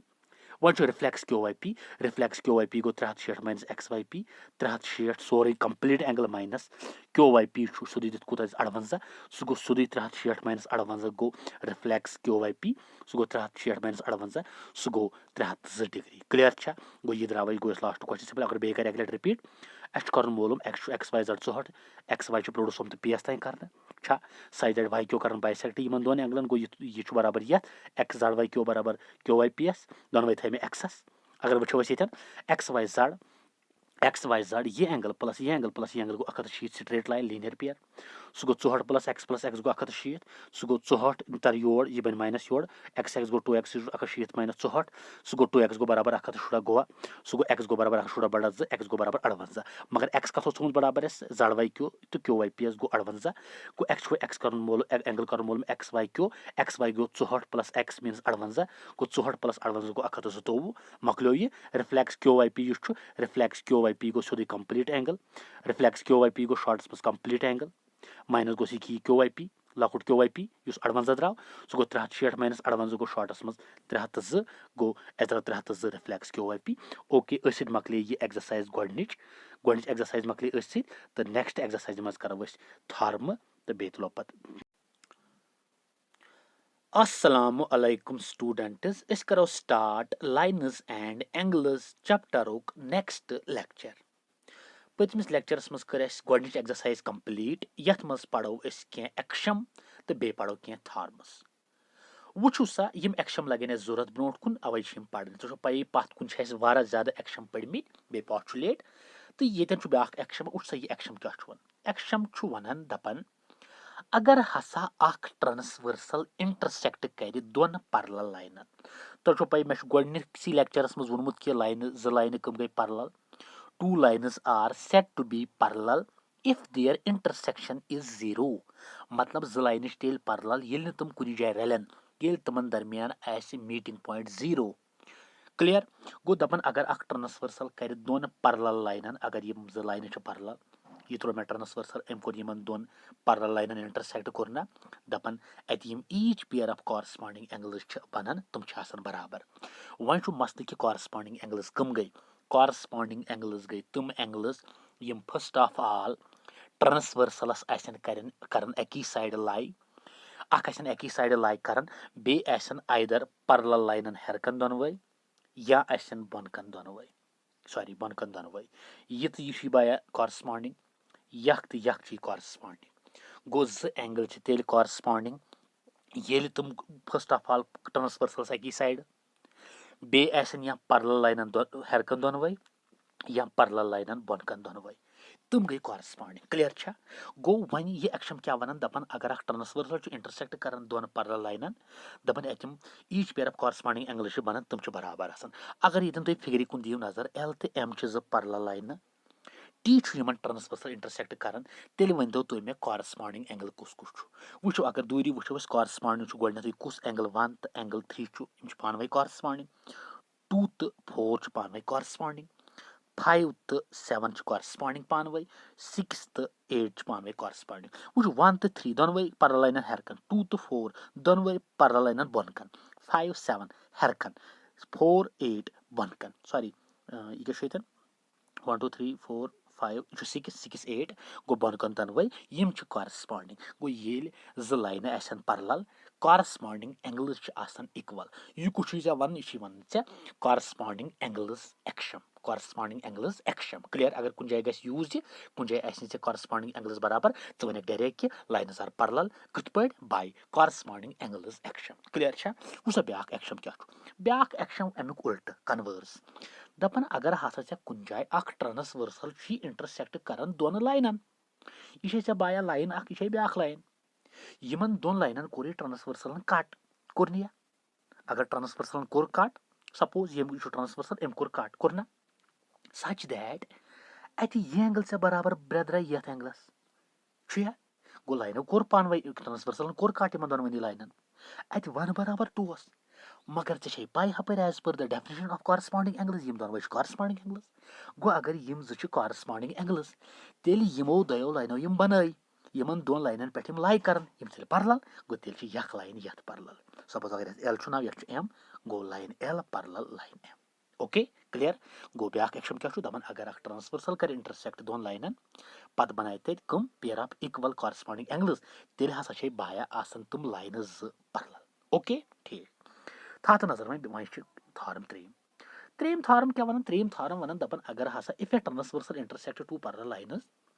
अगर ट्रांसवर्सल इंटरसेक्ट कर दोन पैरेलल लाइनन दपन तेल वन कस each pair of interior angles are equal तेल इंटीरियर एंगल्स बनन तुम बराबर तो पाई इंटीरियर एंगल कम गई वो इंटीरियर एंगल कम गई यम जो लाइन अगर पैरेलल यह ट्रांसवर्सल यह तो यह गई बाया एडजसेंट यह तो यह गई यम कम गई interior angles on the same side of a transversal यम जो गई interior angles on the same side of a transversal यह तो यह एडजसेंट यह तो यह ब्रदर आल्टरनेट यह तो यह आल्टरनेट छा गो अस क्या वन थारम दपन अगर ट्रांसवर्सल इंटरसेक्ट कर दोन पैरेलल लाइनन तेल वन तो यम इंटीरियर एंगल्स बनो यम इक्वल गो अगर मैं गिवनस कुन गो ए बी लाइन पैरेलल कत सी डी गिवन दिथ तो ट्रांसवर्सल टी कर इन दोनवनी लाइन इंटरसेक्ट सच दैट एच बन आल्टरनेट इंटीरियर एंगल्स कुछ 1 2 3 तो 4 यम आल्टरनेट इंटीरियर एंगल्स बने गो अस क्या कर मालूम अस गो टू प्रूव गो अस क्या कर मालूम गो वन एंगल 1 बराबर एंगल 2 एंगल 3 बराबर एंगल 4 गो 1 2 3 4 बराबर गो यम हावन बराबर क्लियर वह अगर प्रूफस कुन गो वो बह कर प्रूफस मज करो करो लेखो since A B parallel C D given किन ट्रांसवर्सल टी इंटरसेक्ट कर दोनवनी लाइनन अगर ट्रांसवर्सल टी कर इंटरसेक्ट इन दोन पैरेलल लाइनन ऐ पाई एज पर वनुक पैरेलल लाइन एक्शन ऐ पाई कॉरस्पॉन्डिंग एंगल बराबर एंगल 5 को 2 बराबर यह एंगल 5 बराबर एंगल 2 तिज गई कॉरस्पॉन्डिंग यम पैरेलल लाइनन कर दोनवे हेरकन लाई गो 5 बराबर 2 कॉरस्पॉन्डिंग एंगल्स मगर ऐ पाई अगर जो लाइन कर इंटरसेक्ट ये गो दोम थारम पढ़ तक कम वर्टिकली अपोजिट एंगल्स बराबर गो ये अगर यह लाइन कर इंटरसेक्ट यह एंगल गो ब्रदर यह बराबर तेल गो यम वर्टिकली अपोजिट एंगल्स गो 1 बराबर 5 1 बराबर 5 5 बराबर 2 अगर 2 बराबर 5 1 बराबर 5 ऐ पोड़ुत axiom things which are equal to the same thing are equal to one another अगर इन दोन इक्वेशन करो कंपेयर 1 बराबर 5 2 बराबर 5 तेल गो 1 2 बराबर गो ये 1 गो 2 बराबर 1 अगर 2 द्राव बराबर यह मालूम कर गो 1 2 बराबर यम आल्टरनेट सिमिलरली अगर इथे पे करो बे प्रोसीजर लाइन पैरेलल पत यह बराबर 3 6 बराबर मगर यप थ बराबर हे यप 6 बराबर 4 3 नेर 4 बराबर गो सिमिलरली एंगल 3 बराबर एंगल 4 गो 1 द्राव 2 3 द्राव 4 यह मालूम कर यह गई गो सूद त्रेम थारम प्रूव क्लियर वहीं तुलो ूरम थारम ये वुचा ूरम थारम क्या वन ूरम थारम वन दपन if a transversal intersects two lines अमुक कन्वर्स अमि थारम हुंद कन्वर्स तन हसा चे लाइन जो पैरेलल चे वन आल्टरनेट इंटीरियर एंगल्स इक्वल वनकन चे ओरे आल्टरनेट इंटीरियर एंगल्स इक्वल चे वन लाइन पैरेलल क्लियर गो दपन इफ ए ट्रांसवर्सल अगर हसा ट्रांसवर्सल करन इंटरसेक्ट कमन दोन लाइनन सच दैट एट यम आल्टरनेट इंटीरियर एंगल्स बनन यम इक्वल ओरे दित दपन तेल वन तो यम लाइन जो यमन आल्टरनेट इंटीरियर एंगलन बनायन यम पैरेलल गो अगर गिवन गो गिवन वुचान ट्रांसवर्सल टी इंटरसेक्ट करन तमन कमन दोन लाइनन ए बी एस तो सी डी एस सच दैट एट बनन आल्टरनेट इंटीरियर एंगल 1 तो 2 3 तो 4 यम बराबर 1 बराबर 2 3 बराबर 4 गो 1 बराबर 2 3 बराबर 4 अस क्या वन A B parallel C D थो नजर अस अगर करो वो गोड़े टुपुर ए बी वन A B parallel C D एस अस कर दुख सिनस एंगल 1 बराबर एंगल 2 क्या गिवन आल्टरनेट इंटीरियर एंगल ओडे बराबर मगर बाया एंगल 1 एंगल 5 बराबर ये लाइन जो कर इंटरसेक्ट अत कम वर्टिकली अपोजिट एंगल्स बराबर ये एंगल गो ये बराबर वर्टिकली गो एंगल 1 बराबर 2 गिवन आल्टरनेट इंटीरियर एंगल्स ओडे दित 1 बराबर 5 वर्टिकली अपोजिट एंगल्स तो पे अगर इन दोन इक्वेशन करो compare things which are equal to the same thing are equal to one अंदर योड़ वन गो 2 गो 5 बराबर तेल गो 2 अगर 5 बराबर मगर अगर तुम नजर दियो 2 5 बराबर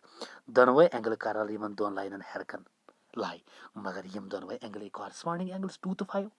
अगर से एंगल 2 द्राव 5 बराबर मगर 2 तो 5 कॉरस्पॉन्डिंग एंगल्स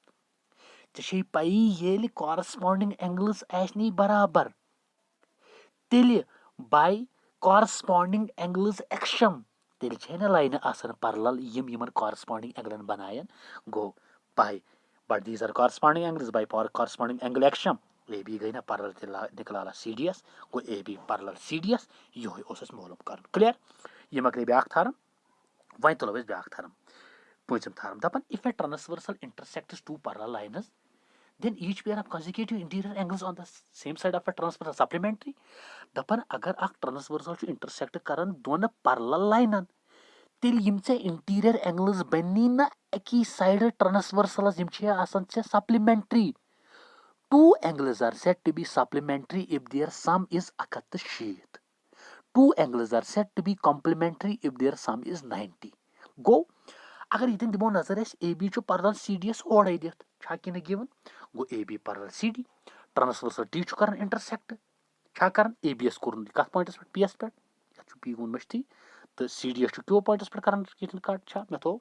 ये पी एस पे क्यू एस पे क्लियर गो ए बी एस पी एस पे सी डी एस क्यू एस पे क्लियर साइड एड एंगल 1 2 साइड एड कंसेक्यूटिव एंगल्स 1 2 एंड 3 तो 4 यम बने बन कुछ इंटीरियर एंगल्स कुछ बनो 1 2 3 4 यम अंदर कन कर पैरेलल लाइन दोन लाई यम गई इंटीरियर एंगल्स गया अस क्या दिन मालूम कर एंगल 1 प्लस एंगल 2 160 एंगल 3 प्लस एंगल 4 160 क्लियर छा बोन बैक रे जो line parallel A B parallel C D एस ट्रांसवर्सल टी कर इंटरसेक्ट ए बी एस पी एस पे तो सी डी एस क्यू एस पे कर कट क्लियर साइड एड एट बन इंटीरियर एंगल्स कुछ 1 2 3 तो 4 अस क्या कर मालूम एंगल 1 प्लस एंगल 2 160 एंगल 2 एंगल 3 प्लस एंगल 4 160 क्लियर थो नजर अगर ये दिमो नजर तो पे यह पॉइंट पी तो यह क्यों वो प्रूफस में since A B parallel C D टी कर इंटरसेक्ट इन क्या तेल गो एंगल 3 बराबर angle 4 angle 3 is equal to angle 4 angle 3 is equal to angle 2 क्या गई alternate interior angles one line parallel इस करो थारम यूज तक अस कर सा प्रूव गो line parallel alternate interior angles equal आसान तेल गो तेल द्राव 3 बराबर 2 आल्टरनेट इंटीरियर एंगल्स क्या line parallel alternate interior angles equal मगर यपर चे पई निकला 1 प्लस 3 गो ना 160 अगर चे स्ट्रेट लाइन रे अत पे खड़ा ये चे पई adjacent angle sum 160 straight line T transversal ये ए बी स्ट्रेट लाइन गो अत पे टी अत पे खड़ा रे गो 1 प्लस 3 गो 160 गो 1 प्लस 3 160 यम गई ये गई लीनियर पेयर या एडजस्टेंट एंगल्स वन दोस गो 1 प्लस 3 160 मगर ब्रदर 3 ना 2 बराबर कर दोमी इक्वेशन मज इक्वेशन फर्स्ट यूज गो शॉर्टस मज कर 1 थक इथे पे ये 3 बदल कर अम बदल दुत 2 गो 1 इथे पे 3 बदल दितु 2 गो 1 + 2 गो 170 ये ओस निकला मालूम कर गो 1 + 2 द्राव 170 1 + 2 द्राव 170 सिमिलरली अगर बह बे कर ये सेम प्रोसीजर मे 3 + 4 तह 170 गो 1 + 2 170 मतलब यम interior angles on the same side of a transversal similarly angle 3 + angle 4 तह गो 170 यह गई ब्याक थॉर्म प्रूव मीनस कि तुम थो याद वो तुम अप्लाई करें एक्सरसाइज मज कि अगर जो लाइन आसन पैरेलल पत कर तमन ट्रांसवर्सल इंटरसेक्ट यम तत इंटीरियर एंगल्स बन ट्रांसवर्सलस अकी साइड तुंद सम 170 ओके नेक्स्ट थॉर्म सह कन्वर्स वो क्या वन दपन अगर हसा ट्रांसवर्सल इंटरसेक्ट कर दोन लाइन सच दैट यम इंटीरियर एंगल्स बन ना यम इंटीरियर एंगल्स बन कंजिक्यूटिव इंटीरियर एंगल्स यम अंदर कन बन तुम सप्लीमेंट्री ओड़े दित दपन ट्रांसवर्सलन कोर इंटरसेक्ट दोन लाइन such that यम कंजिक्यूटिव इंटीरियर एंगल्स बने ना on the same side of a transversal तुम सप्लीमेंट्री दपन तुम वनिव यम लाइन पैरेलल यमो यम कंजिक्यूटिव इंटीरियर एंगल्स सप्लीमेंट्री बन ये अगर दिमो नजर ट्रांसवर्सल टी इंटरसेक्ट कर ABS तो CDS ABS कर PS पे CDS कर QS पे सच दैट एंगल 1 + एंगल 2 ब्रदर 170 क्लियर गो मे लुक गिवन क्या लुक मे a transversal T intersects 2 lines AB तो CD तो ABS कर PS पे कट CDS QS पे कर सच दैट एंगल 1 + 2 170 यह गिवन दित ओड़े कि अस कर मोल AB पैरेलल CD क्लियर तुम पी AB कर पैरेलल CDS अगर अल्टरनेट इंटीरियर एंगल्स बराबर लाइन्स पैरेलल कॉरस्पॉन्डिंग एंगल्स बराबर लाइन्स पैरेलल क्लियर ये AB पैरेलल CD तो interior angles on the same side of a transversal ओड़े सप्लीमेंट्री वो क्या करो कम ये अगर नजर दियो तुम रे AP स्टैंड TS पे रे AP वो AP रे स्टैंड T ट्रांसवर्सलस पे तेल 1 + 3 170 अगर चे रे TP अगर चे रे AP छे खड़ा या ट्रांसवर्सल TS पे गो ये एंगल प्लस ये एंगल गो 170 लीनियर पेयर या एडजेसेंट एंगल्स 1 + 3 170 छा गो 1 + 3 170 क्लियर रे AB स्टैंड TS पे गो angle 1 + angle 3 170 linear pair clear मगर चे गिवन दिन निकला 1 + 2 170 गो अगर चे 1 + 3 द्राव 170 यप 1 + 2 गिवन दित 170 योर 170 योर 170 गो अगर तुम दोन इक्वेशन कर compare things which are equal to the same thing are equal to one another गो 1 + 3 नेर बराबर 1 + 2 तिज आर एच सेम गो 1 तो 1 गस कैंसल ये गो ते द्राव 3 बराबर 2 मगर ये 3 2 नेरुन बराबर ये अगर 3 तो 2 दिखना नजर लग गया यम ना कर दोन लाइन हरकन दोनवे लाइन यम corresponding angles as per definition गो अगर चे कॉरस्पॉन्डिंग एंगल बराबर तेल यम लाइन यम कॉरस्पॉन्डिंग एंगल बन तुम ना पैरेलल तेल सह बन ABN तो CDN चे लेखस but these are corresponding angles 2 तो 3 2 द्राव बराबर 3 but these are corresponding angles we know that by corresponding angle axiom lines parallel clear वे लिख but these are corresponding angles by corresponding angle axiom AB गई parallel CD यह मक्रिय ब्याक theorem okay इस नेक्स्ट लेक्चर तथ मज करो नेक्स्ट एक्सरसाइज बे अगर कह थारम सह करो तथ मज ओके अल्लाह हाफिज अस्सलाम वालेकुम स्टूडेंट्स इस करो start lines and angles chapter next lecture clear यथ लेक्चरस मज करो थारम हान यह थारम क्या वन थारम वन दपन 2 lines which are parallel to the same line दपन अगर 2 लाइन अक्सी लाइन आसन पैरेलल तुम वनो सा तुम 2 लाइन आसना पानवे पैरेलल यह लाइन यह ब्याक लाइन यह ब्याक लाइन अगर यह थो नाव M यह थो नाव N यह थो नाव P अगर यह M ना N पैरेलल P पैरेलल कथ N वन यह P पैरेलल N क्लियर या इस मे नाव दित मतलब यम गिवन अगर यह लाइन बाय L यह ब्याक लाइन यह M यह राजा ब्याक लाइन यह N चे वन यह राजा यथ parallel L parallel M N parallel M चे वन L तो N पानवे parallel means 2 lines which are parallel to the same line are parallel to one another are parallel to each other दपन 2 लाइन यम अक्सी लाइन पैरेलल तुम पानवे parallel मगर यह थारम प्रूव करने ब्रोट वनो तुम बह एक्शन कि दपन अगर हसा चे बाया स्ट्रेट लाइन ये सपोज यह लाइन यह M या P अत नेबर किन राजा चे पॉइंट चे पी अक पॉइंट मज कच लाइन पास इनफाइनाइट लाइन अक पॉइंट मज पास तमाम लाइन पत् वन अकी पॉइंट मज गन पास तमन वन कनकरेंट लाइन्स क्या वन कनकरेंट लाइन्स वन यमो इनफाइनाइट लाइनो मज वाहिद अकई लाइन आसन यस यथ एम लाइन आस पैरेलल बाकी आसन सारे इंटरसेक्टिंग क्लियर गो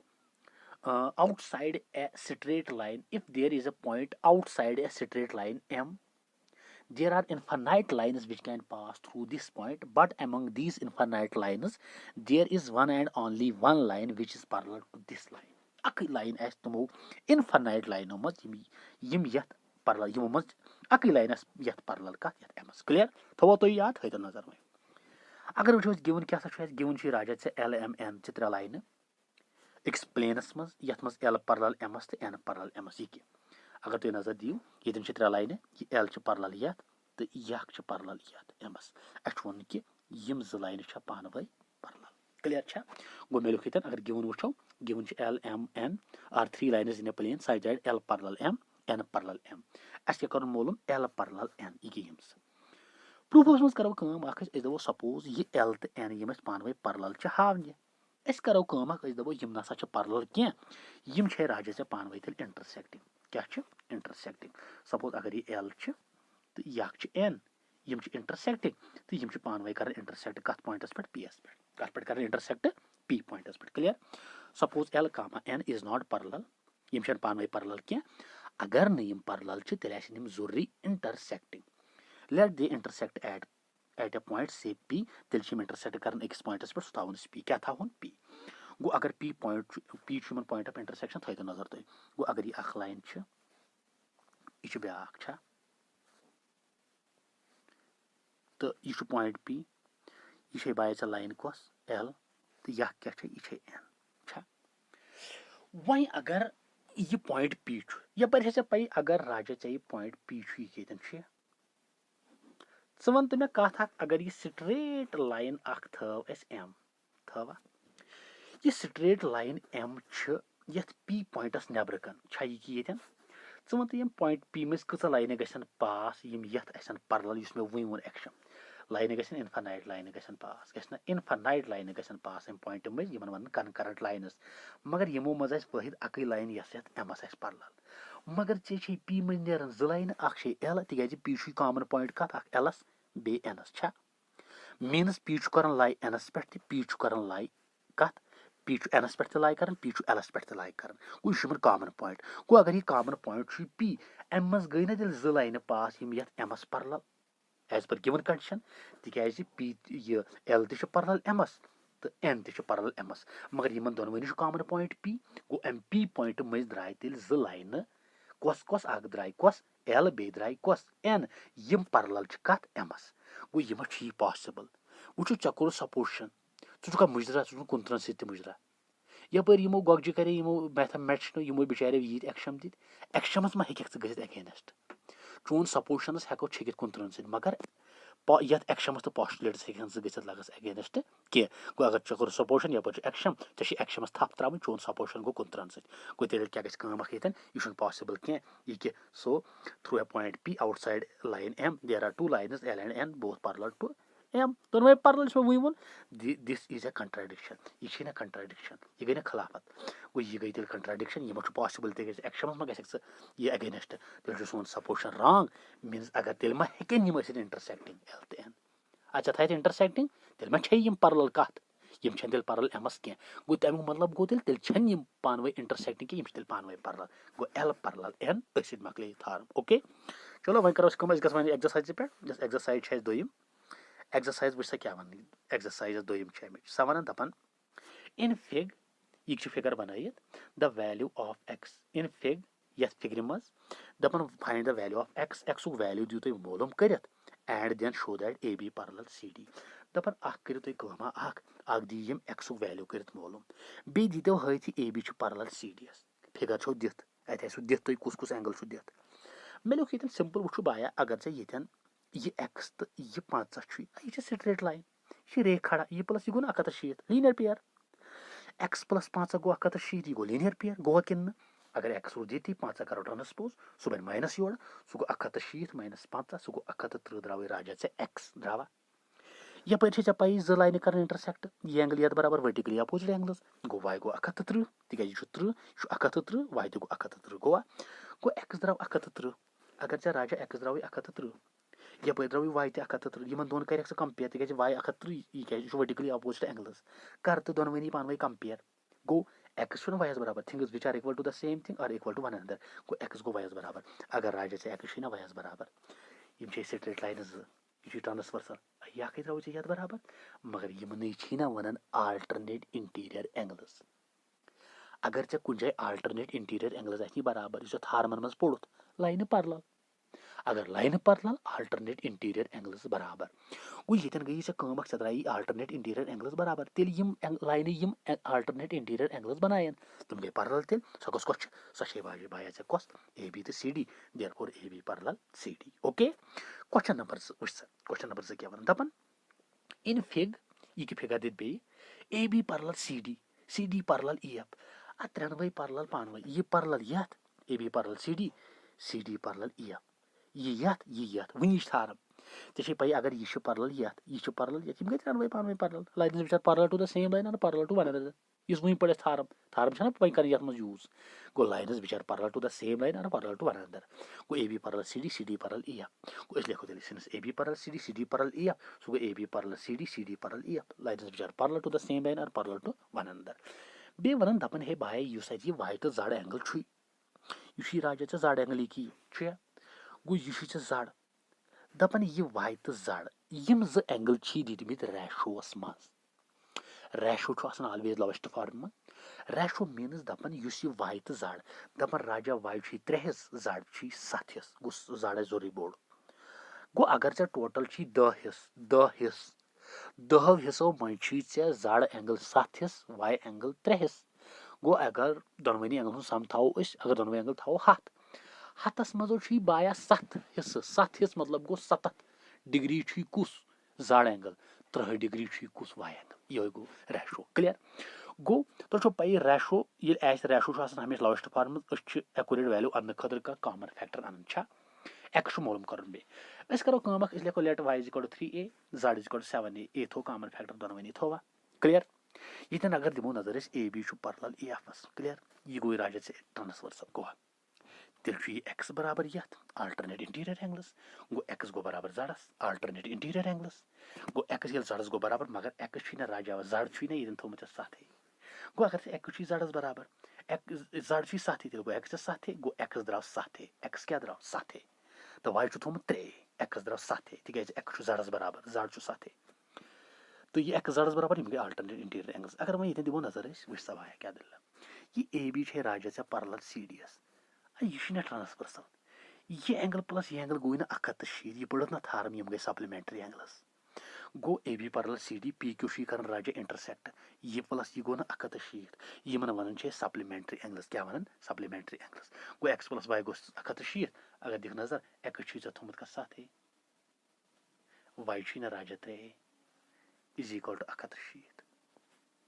सह गो 10 इज इक्वल टू 160 सह गो 10 1 10 10 18 गो सोदी 160 गो चे द्राव ए द्राव 18 क्या द्राव ए द्राव राजा 18 गो अगर ए द्राव 18 डिग्री हेको एक्स कर मालूम जोरी तिकाज x is equal to z is equal to 7a गो एक्स गो बराबर 7a x is equal to 7a 18 7 into 18 गो 160 7 इंटू 18 क्या गो एक्स द्राव 160 यह मकलो ब्या क्वेश्चन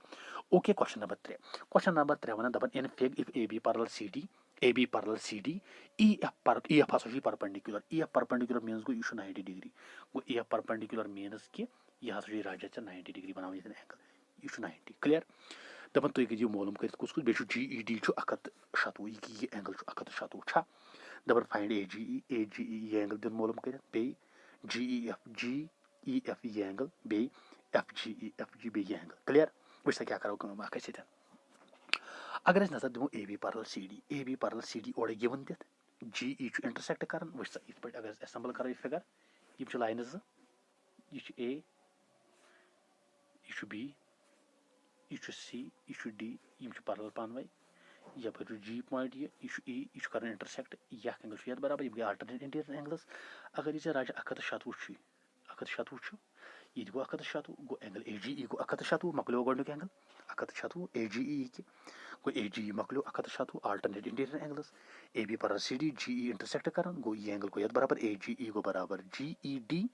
अल्टरनेट इंटीरियर एंगल्स गो AGE गो बराबर 160 तिक GED छु पेठ दित 160 मकलो GED AGE वन यन अगर नजर दियो तो वो ये अगर काम करो स्ट्रेट लाइन की AB ये एंगल प्लस ये एंगल गो ना 160 linear pair AGE plus FGE गो ना 160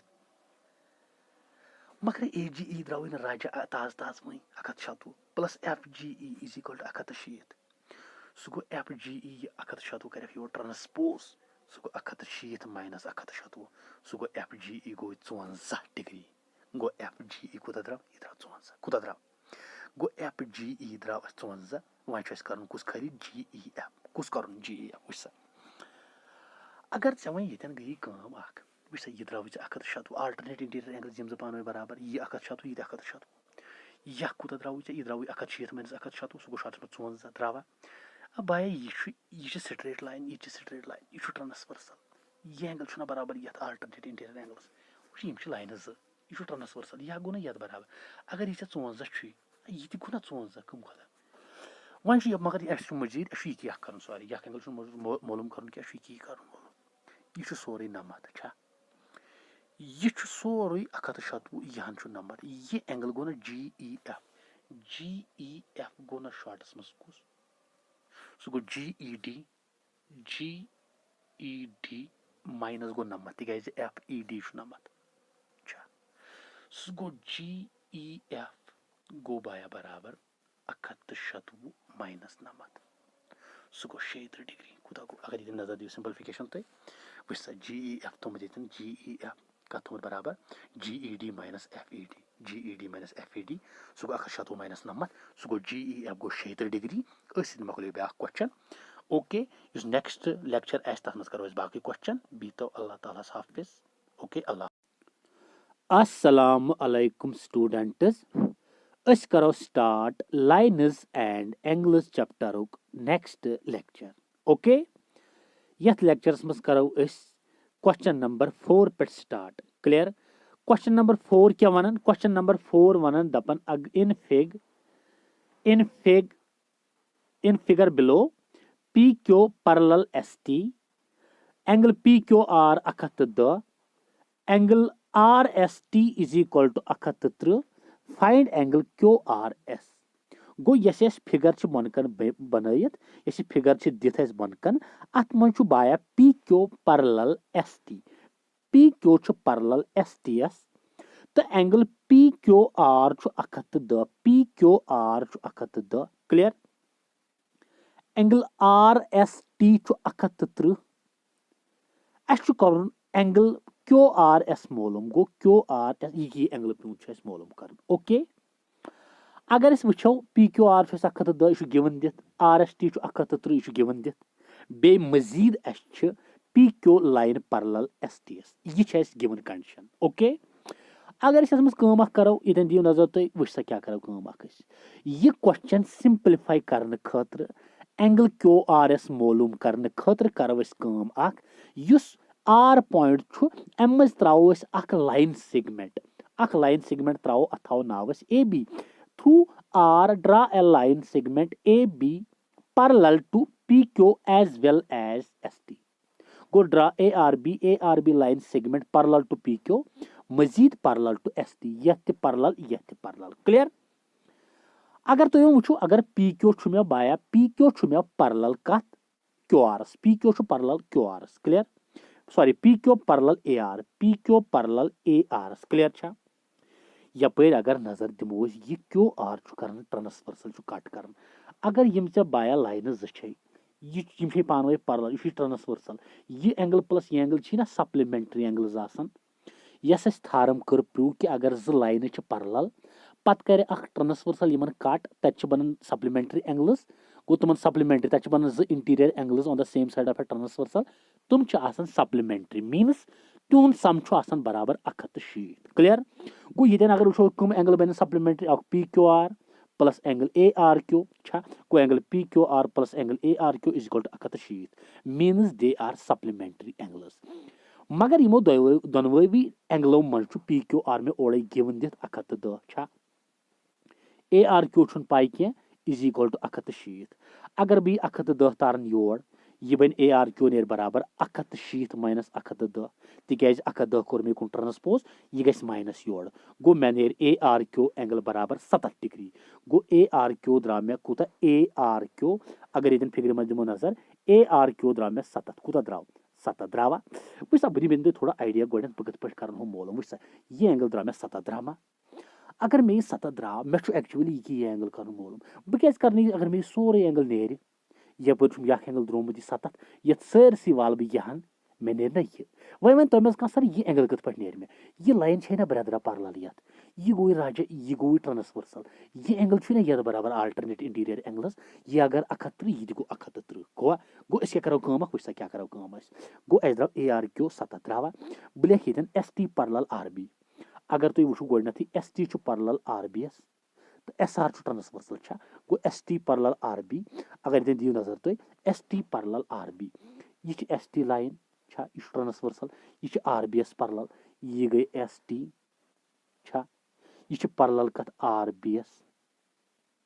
यह पॉइंट ये राजा A S T parallel R B bye construction तेल गो यह एंगल बराबर ये गो angle T S R is equal to angle A R S यम राजा आल्टरनेट इंटीरियर एंगल्स क्लियर मगर ये अगर ये वुक एंगल टी एस आर कूत T S R A R S बराबर टी एस आर बाया R sorry T S R या आर एस टी बराबर 130 यह एंगल ओड़े दित 130 अगर यह गो 130 तेल गो ना ये 130 गो ऐ द्राव ए आर एस द्राव 130 कूता द्राव गो अगर ए आर एस द्राव 130 ए आर एस द्राव 130 द्रावा गो देयर फोर ये द्राव ए आर एस एंगल द्रावा ए आर एस द्राव ए आर क्यू द्राव क्यू आर एस गो ना बराबर A R S minus A R Q गो क्यू आर एस गो बराबर A R S minus A R S 130 A R Q द्राव 70 द्रावा गो क्यू आर एस कत गो बराबर तेल therefore angle Q R S is equal to 130 minus 70 so गो क्यू आर एस गो बाया बराबर 60 डिग्री द्राव गो यह गो क्वेश्चन नंबर 4 सिंप्लीफाई वन तलो क्वेश्चन नंबर कुछ 5 वह क्वेश्चन नंबर 5 क्या वन क्वेश्चन नंबर 5 वन दपन in figure below A B parallel C D ये A B parallel C D एस clear angle A P Q 5 ये एंगल राजा 5 की ये angle 5 degree P R D 127 P R D ये नेबरिम angle कूत 127 ये 127 यह 5 फाइंड एक्स तो वाई एक्स कर मोलूम बे वाई कर मोलूम गो एक्स एंगल तो वाई एंगल मोलूम कर वह अगर ये तुम नजर दियो अगर यह लाइन सेगमेंट ये पैरेलल यह बाया ट्रांसवर्सल अगर यह 5 यह गो तेल 5 यम गई आल्टरनेट इंटीरियर एंगल्स गया गो अगर ये लाइन है राजा पैरेलल यह ट्रांसवर्सल यह 5 यह एक्स गो ना 5 यम आल्टरनेट इंटीरियर एंगल्स क्लियर गो यह गो 5 यह गो 5 गो एक्स द्राव 5 द्रावा वह अगर करो ये बे A B parallel C D एस क्लियर वनकन था राजा पी आर ट्रांसवर्सल ये एंगल गो ना बराबर ये सरसी एंगलस अगर यह 127 यह गो ना 127 बे आल्टरनेट इंटीरियर एंगल्स गो अगर यह सोरू 127 यहां 5 यहां कूद गो वाई 127 माइनस 5 क्लियर वो नजर थो मे लिख given since A B parallel C D P Q intersect कर then angle P Q R गो बराबर एंगल कस ए पी क्यू गो आल्टरनेट इंटीरियर एंगल्स मगर ए पी क्यू 5 सो गो पी क्यू आर बाया एक्स गो 5 डिग्री द्रावा वह अगर A B parallel C D S P R कर ट्रांसवर्सल यह इंटरसेक्ट कर कट कर गो तेल गो ना एंगल ए पी आर गो बराबर angle P R D alternate interior angles A P R is गो टू पी आर डी मगर पी आर डी 27 गिवन दित गो पी आर डी राजा 27 यह 127 गिवन दित गो ए पी आर अगर नजर दिख ए पी आर कर बराबर A P R 5 plus Y APR 5 plus y छा गो APR छु कि 5 plus y go 5 plus y is equal to 127 go 5 plus y is equal to 127 go y रोज थी ये 5 तर युकुन सो गो y गो 77 गो y द्राव 77 x द्राव 5 y द्राव 77 गो सिंपलीफाई किन ओके नेक्स्ट क्वेश्चन वुछ क्या बड़ बेहतरीन क्वेश्चन वुछ क्या दपन in figure PQ and RS are two mirrors placed parallel to each other दपन ज मिरर तो छो पाई मिरर क्या छो आसन एक्चुअली मिरर छो आसन एक्चुअली स plane surface yes regularly nearly reflect कर तमाम रेज यम तथ पे पेन a surface which regularly nearly reflects all the rays of light falling on it mirror की properties तमाम rays of light कर reflect मतलब गो bounce back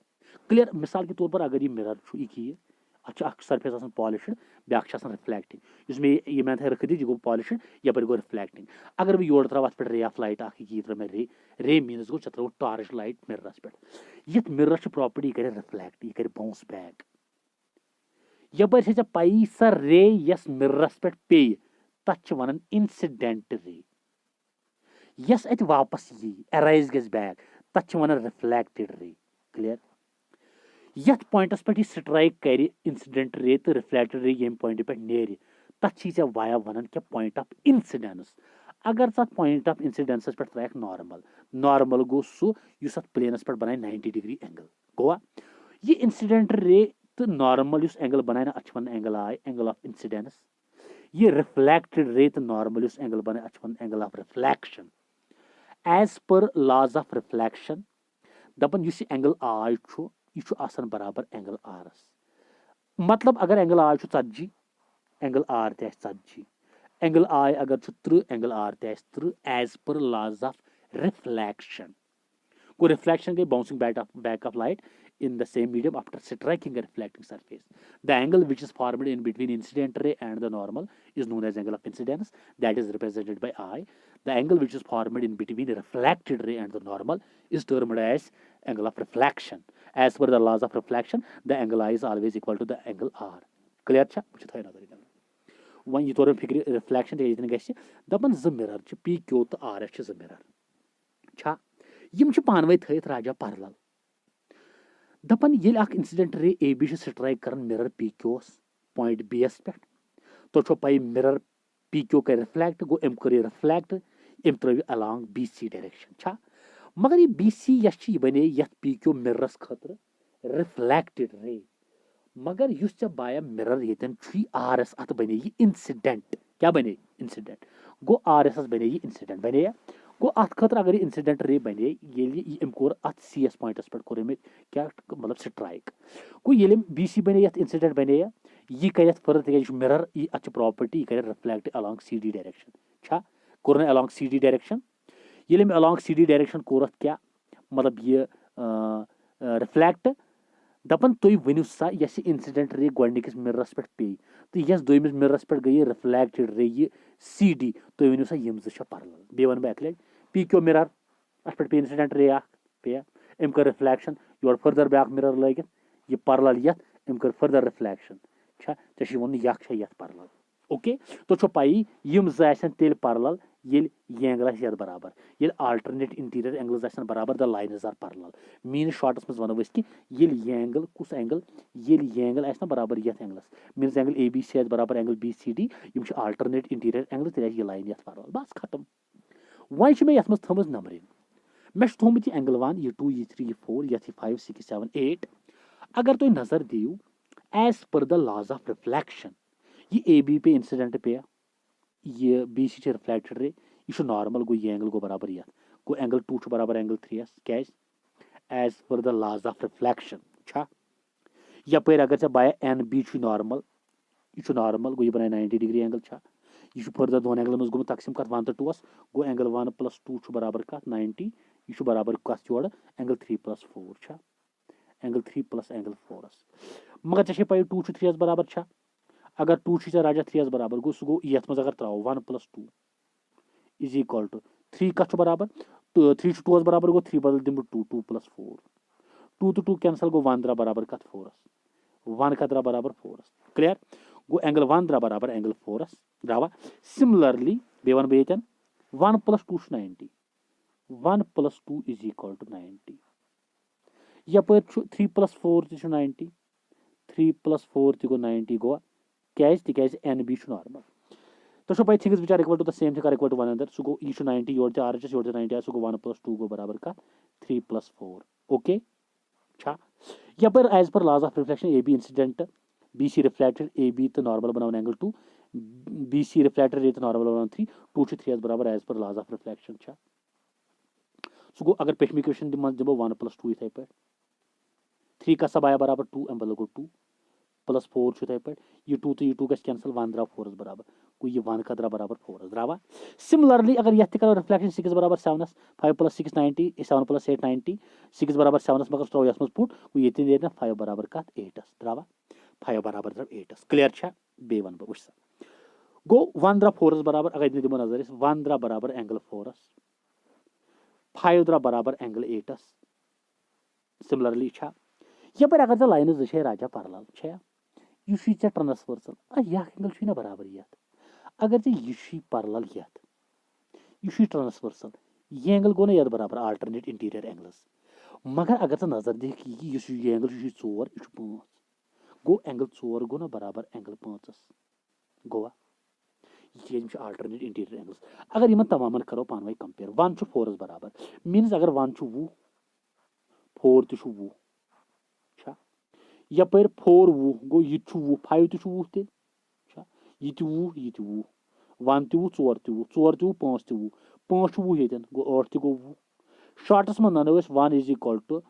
= 5 = 8 गो अस ननो कि एंगल 1 बराबर कत 4 यह बराबर 5 तो यह बराबर 8 सारी सेम क्वांटिटी बराबर गो ये ननो कि 1 बराबर 8 अगर एंगल 1 बराबर 8 वन थो नजर तो ये खाली 1 8 बराबर यथ मज अगर दिमो नजर यह पी क्यू कत पैरेलल आर एस यह ट्रांसवर्सल 1 2 3 यह सोरे एंगल कत गो बराबर सारसी एंगलस मगर यह सोरे एंगल क्या 1 2 तो 3 यह कुछ 6 7 8 गो 1 + 2 + 3 बराबर 6 + 7 + 8 छा यह 1 द्राव ना 8 बराबर यह थो कह इक्वेशन थवा सपोज फिलहाल थव ये फर्स्ट यह इक्वेशन थव दोम थवा तो राजा अगर यथ वालक क्या इक्वेशन एलएचएस मस एलएचएस 1 यह 1 तो 1 गो कैंसल यथ वालक कि 1 + 2 + 3 = 6 + 7 + 8 वालक 1 = 8 1 तो 1 गस कैंसल योड़ 8 तो 8 गस कैंसल को 2 + 3 द्राव बराबर 6 + 7 द्रावा को 2 + 3 द्रा बराबर 6 + 7 2 + 3 द्रा बराबर 6 + 7 मगर 2 + 3 ना A B C angle 6 + 7 angle B C D यम alternate but these are alternate interior angles therefore यम लाइन यमन अल्टरनेट इंटीरियर एंगलन बनायन तम आसन parallel means A B parallel C D थो नजर मे ये लिख सिंपल वुच सा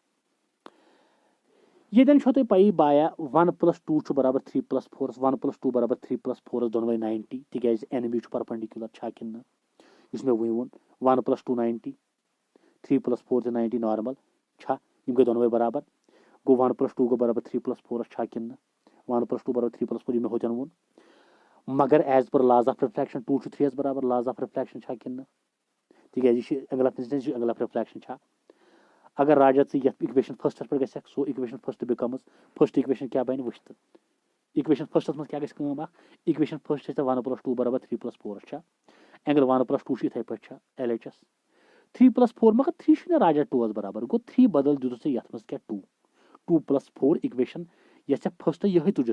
मगर 1 + 2 थो बिल्कुल एल एच एस सेम 3 + 4 बदल लिखो 2 + 4 तिकाज 3 बराबर 2 गो यह 2 तो यह 2 गो कैंसल 1 द्रा 4 बराबर ये मे होतन वो सिमिलरली अगर यथ करो योड़ ती 5 नेर बराबर कत 8 द्राव 5 8 बराबर अगर चे 5 राजा 8 बराबर वुच 1 द्रा बराबर 4 5 द्रा बराबर 8 यप दित नजर ये P Q parallel R S B C intersects them 4 गो ना 5 अल्टरनेट इंटीरियर एंगल्स यप 1 + 2 + 3 गो बराबर 6 + 7 + 8 मीनस ये एंगल बराबर यथ गए अल्टरनेट यह सोरे एंगल बराबर सारी गए अल्टरनेट इंटीरियर एंगल्स गो 4 बराबर 5 मगर यप 1 2 3 1 + 2 + 3 गो बराबर 6 + 7 + 8 अल्टरनेट इंटीरियर एंगल्स वुच सा सो गो 1 + 2 + 3 बराबर 6 + 7 + 8 छा क्लियर कि मगर यप अगर नजर दिख लगस यपर अगर 1 4 बराबर 5 8 बराबर 1 8 बराबर अगर यथ इक्वेशन तो यथ इक्वेशन कर कंपेयर कर या सॉरी यथ इक्वेशन यथ थर्ड फोर्थ तो बे कत सिक्स्थस अगर यमन पनवे कंपेयर करो तो फ्रॉम इक्वेशन थर्ड फोर्थ तो सिक्स्थ यमन अगर कंपेयर करो 1 4 बराबर 1 वो 4 वो 1 तो वो 4 तो वो 4 बराबर 5 गो 4 वो 5 तो वो 5 बराबर कत 1 बराबर 8 वुच सा 1 वो 4 वो 4 वो 5 वो 5 वो 8 वो गो सारी वो सारी बराबर गो 1 गो ना 8 बराबर ते गोवा अगर वन यह शेम इक्वेशन सतम इक्वेशन तुलक कर सबट्रैक्ट यथ पँचमि 1 + 2 + 3 कर 1 + 2 + 3 = 6 + 7 + 8 कर माइनस 1 = 8 गो अगर कत करो माइनस वुच सा ये दिवो नजर अगर बेतन लेख वुच सा क्या 1 + 2 + 3 अत कर योर 6 + 7 + 8 अत कर माइनस योर माइनस क्या कर